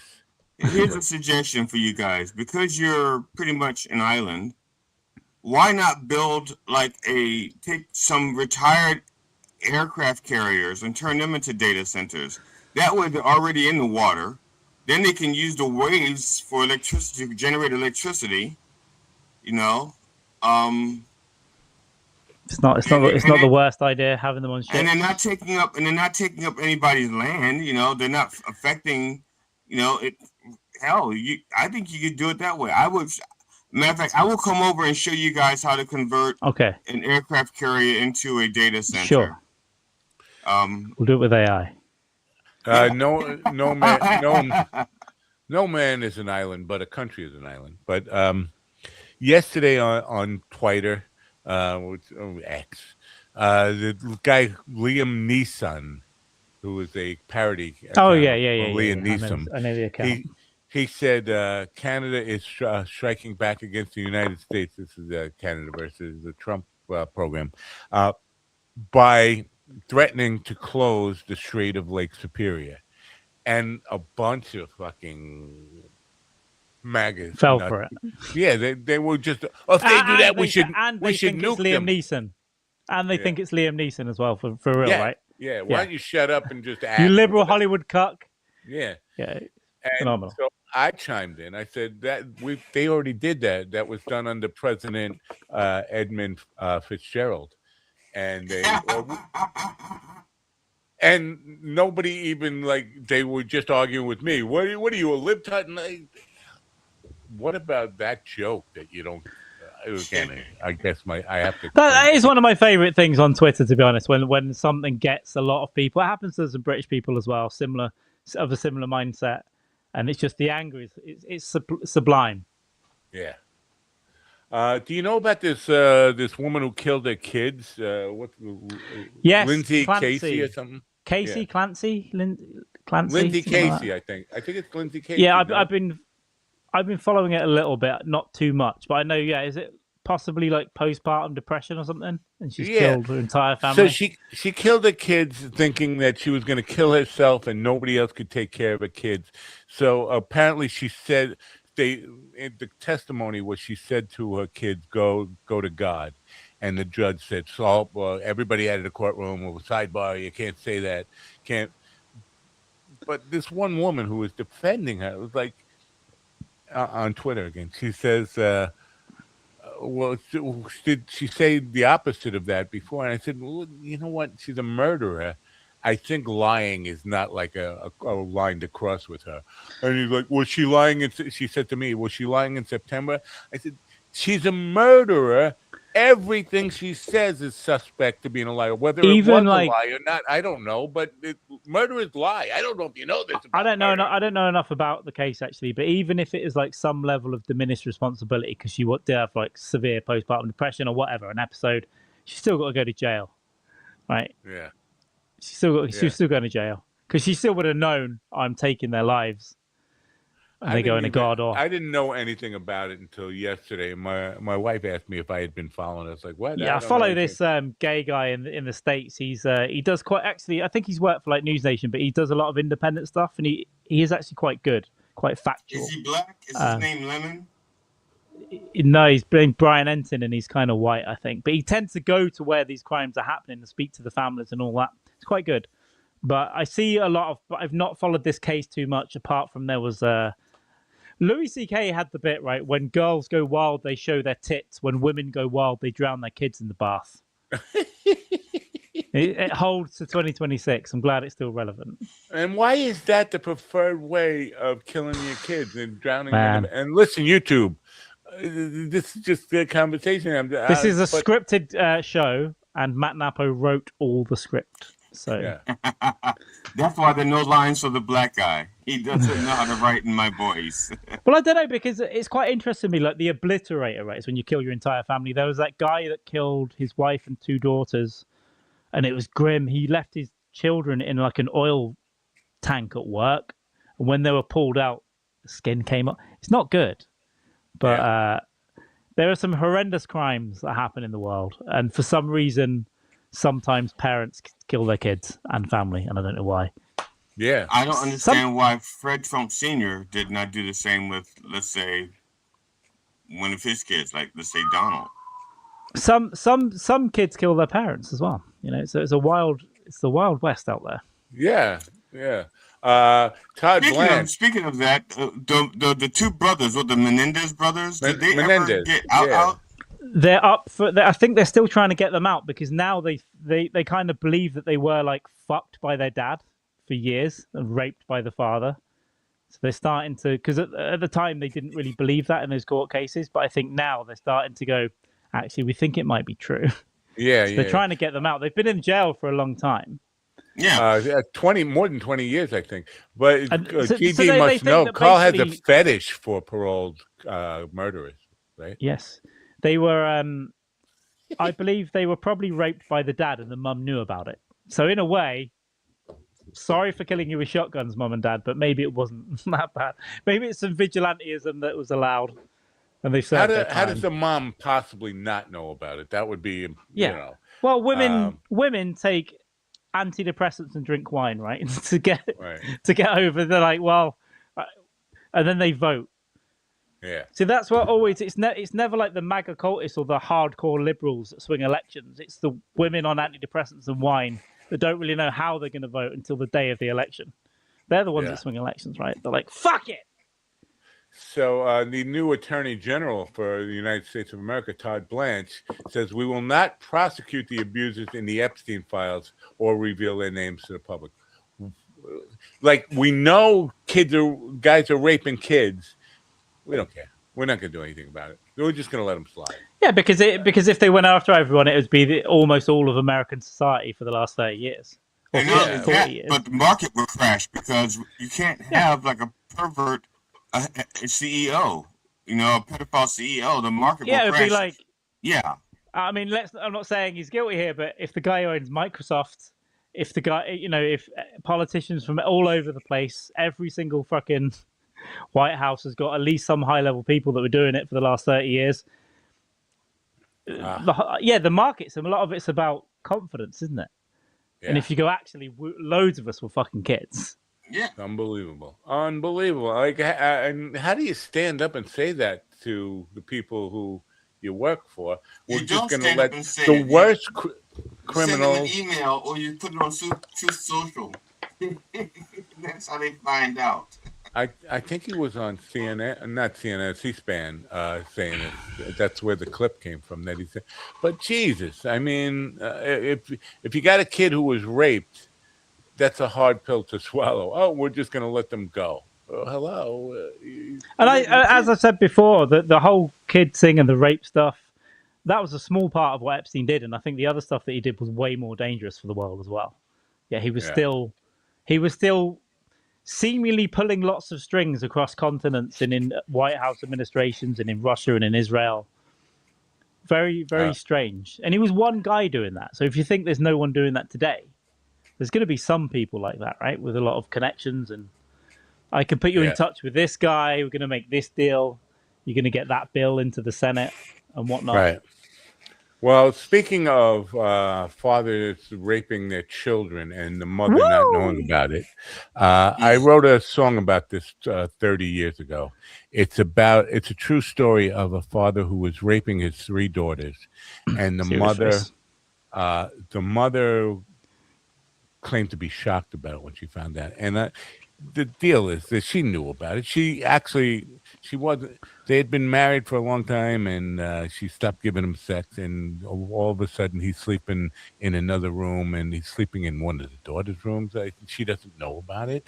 All of a sudden, the 14-year-old's walking around with a glow. Yeah, and I'm not saying the mother needs to go to jail for anything, but they swept the whole thing under the rug. Like the father went to counseling for like 6 months, and then they were back to being a family. And well, people do sweep things under the rugs, right? I watched another Mormon documentary. Oh, fuck! The other leg's going. The other leg's going. This is gone again. I talked about Mormons. All right, no Mormonism. We don't. I think we only have 2 rugs in our house. And we can't sweep dirt under either one of them because one of them has like all this furniture on it, and we can't lift the rug because the furniture is on it. And the other one, we can only lift one corner. And if we try to put dirt under it, it'll just get lumpy. Yeah. So there were 2 there were 2 Mormon documentaries. One's called Keep Sweet, Pray and Obey, like this guy in the 90s, and I can't remember the guy, Samuel Bateman. He based his stuff on that original guy from the 90s. And he had loads of wives, including child wives, like 9, 10, 11, 12, 13, 14-year-olds. But the mothers in this cult were giving the daughters to this guy, but kind of not quite accepting that it was happening. But the documentary is really good because there was actually this couple that moved in and they started filming a documentary in the community. And they got close to this organization. The police couldn't do anything. They said, we can't unless there's real evidence. So these documentary couple actually filmed, they got the trust of the guy. And they got evidence on camera and tape that it was going on eventually. But then these kids got taken into care, and some of the other ones went and rescued the kids and pulled them out to try and bring them back into the cult. Crazy. But all those women that were doing that were also victims because they've been in this since they were fucking 6, 7, 8-year-olds as well. They were kind of born into it. So how old is the perpetrator?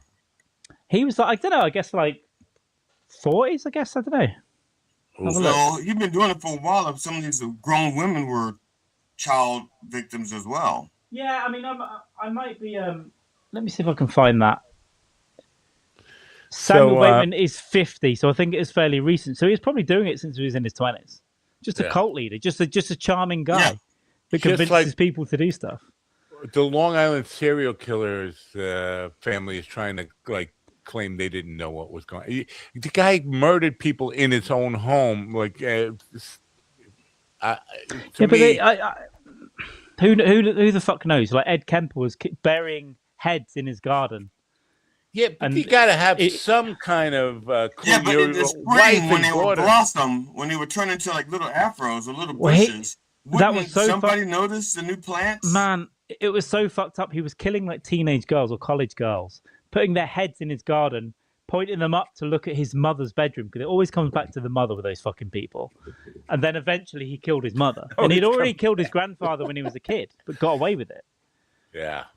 And he used to hang out in a bar where the cops that were on the case would get drunk and talk, and he used to be friends with them. Right. So he'd find out what was happening with the case. See, let me just, I could see where somebody killed one person in their house that their wife and their daughter did not know about it. But when you've killed like dozens of people, I don't know how much attention do people say. Does a mother never go into a basement or their room? And it's like you kill them and you clean up and you're out. Sooner, but yeah, for one. But I mean, if it's a habitual thing, eventually the wife should. How oblivious do you have to be? Yeah, pretty oblivious. But also, there's a lot of retarded people out and about, right? There's a lot of people with an IQ of a fucking table leg. And also, there are people who are in relationships that are like insecure, and they're afraid to rock the boat, so to speak. Says, you know, he's been a good dad or a good father. He's been a good provider. You know, and where I came is better than where I came from. You know. Okay, go one step further. This guy hosted orgies that the wife took place. At the same house. So the wife was that the Long Island guy. Yeah, the Rex Heuermann. Yeah, so the podcast I was listening to, I think there was a local cop that used to go to those orgies as well. And Rudy Giuliani was spotted at one of them. Rudy's partner, Al Placa, was at almost all of them. Al Placa was a priest at the time. That's right. Yeah. Somebody had to bless the pussy. You have to have your opening prayers, you know? It's like, dear Lord, don't let there be any chlamydia. Do not let there be any gonorrhea. Do not let there be any syphilis. Let us have good, clean fun. Wholesome fun. Serial killers are just fascinating to me. I'm just really learning about one called Israel Keys. And the reason he wasn't that famous is because the FBI agreed to try and keep his name out of the media. Killed fucking loads of people. Yeah. Because he would help them. He would talk to them. I'm listening to his interviews now, and he would talk to them, and basically they wanted to basically use him as a case study to learn about people like him. And he would bury like weapons caches all up in Oregon and stuff, and just go to a lake 50 times. And one day, if a woman walked past, or sometimes a man, he'd kill them, rape them. They think he killed dozens and dozens of people, but he'd only admit to like a few. Very smart guy. Time to wrap this up and I'm not going to play that walk around nappy thing today on the way out. I'm going to play this song that is called "It Would Be Easier," and I just want to say, like 30 years ago when I wrote it, the woman who it was the mother in this thing, she thought it was a condemnation of her, and basically that meaning I could see how it could be interpreted that way, but it's really about sweeping shit under the rug and ignoring like I've known families that have tried to cover up suicide by saying no, it was an accident, he was cleaning his gun. You gotta face the truth when shit happens, and if you don't, it will have generational effects. Like your daughters had kids, those kids are going to be fucked up now because that's what the pedophilia incest does to families. Well, I know my cousin accidentally killed himself. He was cleaning his rope, and he just got it tangled around his neck while he was cleaning it, and it went off, and wow. All right, so thanks for being here, Carl. I hope your cramps go away. I'm just having another attack now, so I'm going to get some salt. It's about to hit your third leg. I'm just gonna have some salt and try and get it away. Anyway, I can't wait for the live performance of all these singles you're putting out. So we do a live stream soon where you get your guitar and do your live performance of these songs. Yeah, I'm gonna be doing. You should do it. All right. So thanks for tuning in. Tomorrow we have no guests again tomorrow, but my nighttime show, 8 p.m. Eastern tomorrow, is going to be fireworks because I'm going to be arguing with the guy who's just weaponizing woke. So thanks for coming. Have a great day, and walk around incesty wife nappy. Whoa, that's a weird. All right. All right. Bye for now.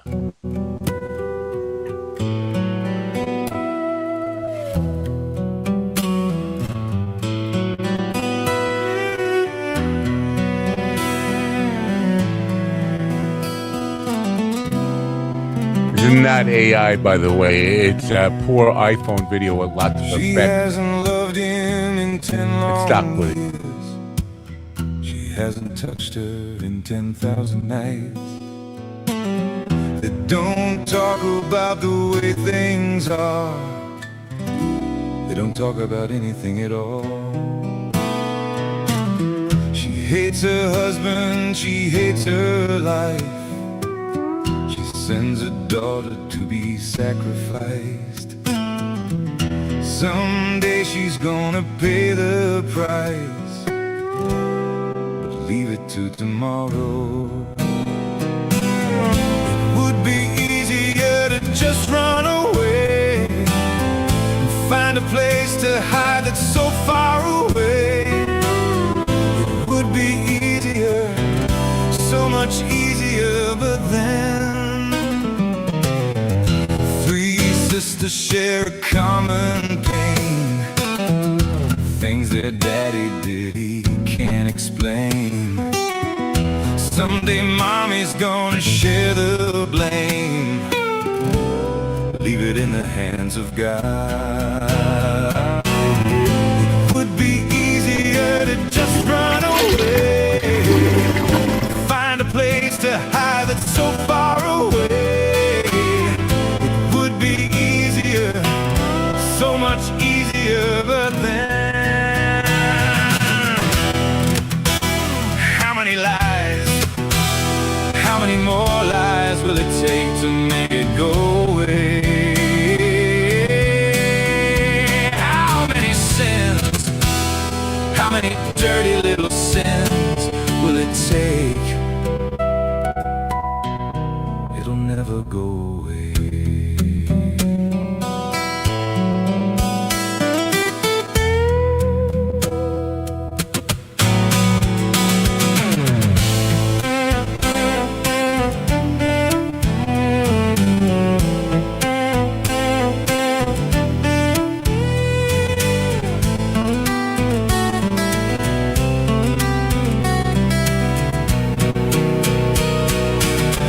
It would be easier to just run away and find a place to hide that's so far away. It would be easier, so much easier, but then it'll never go away.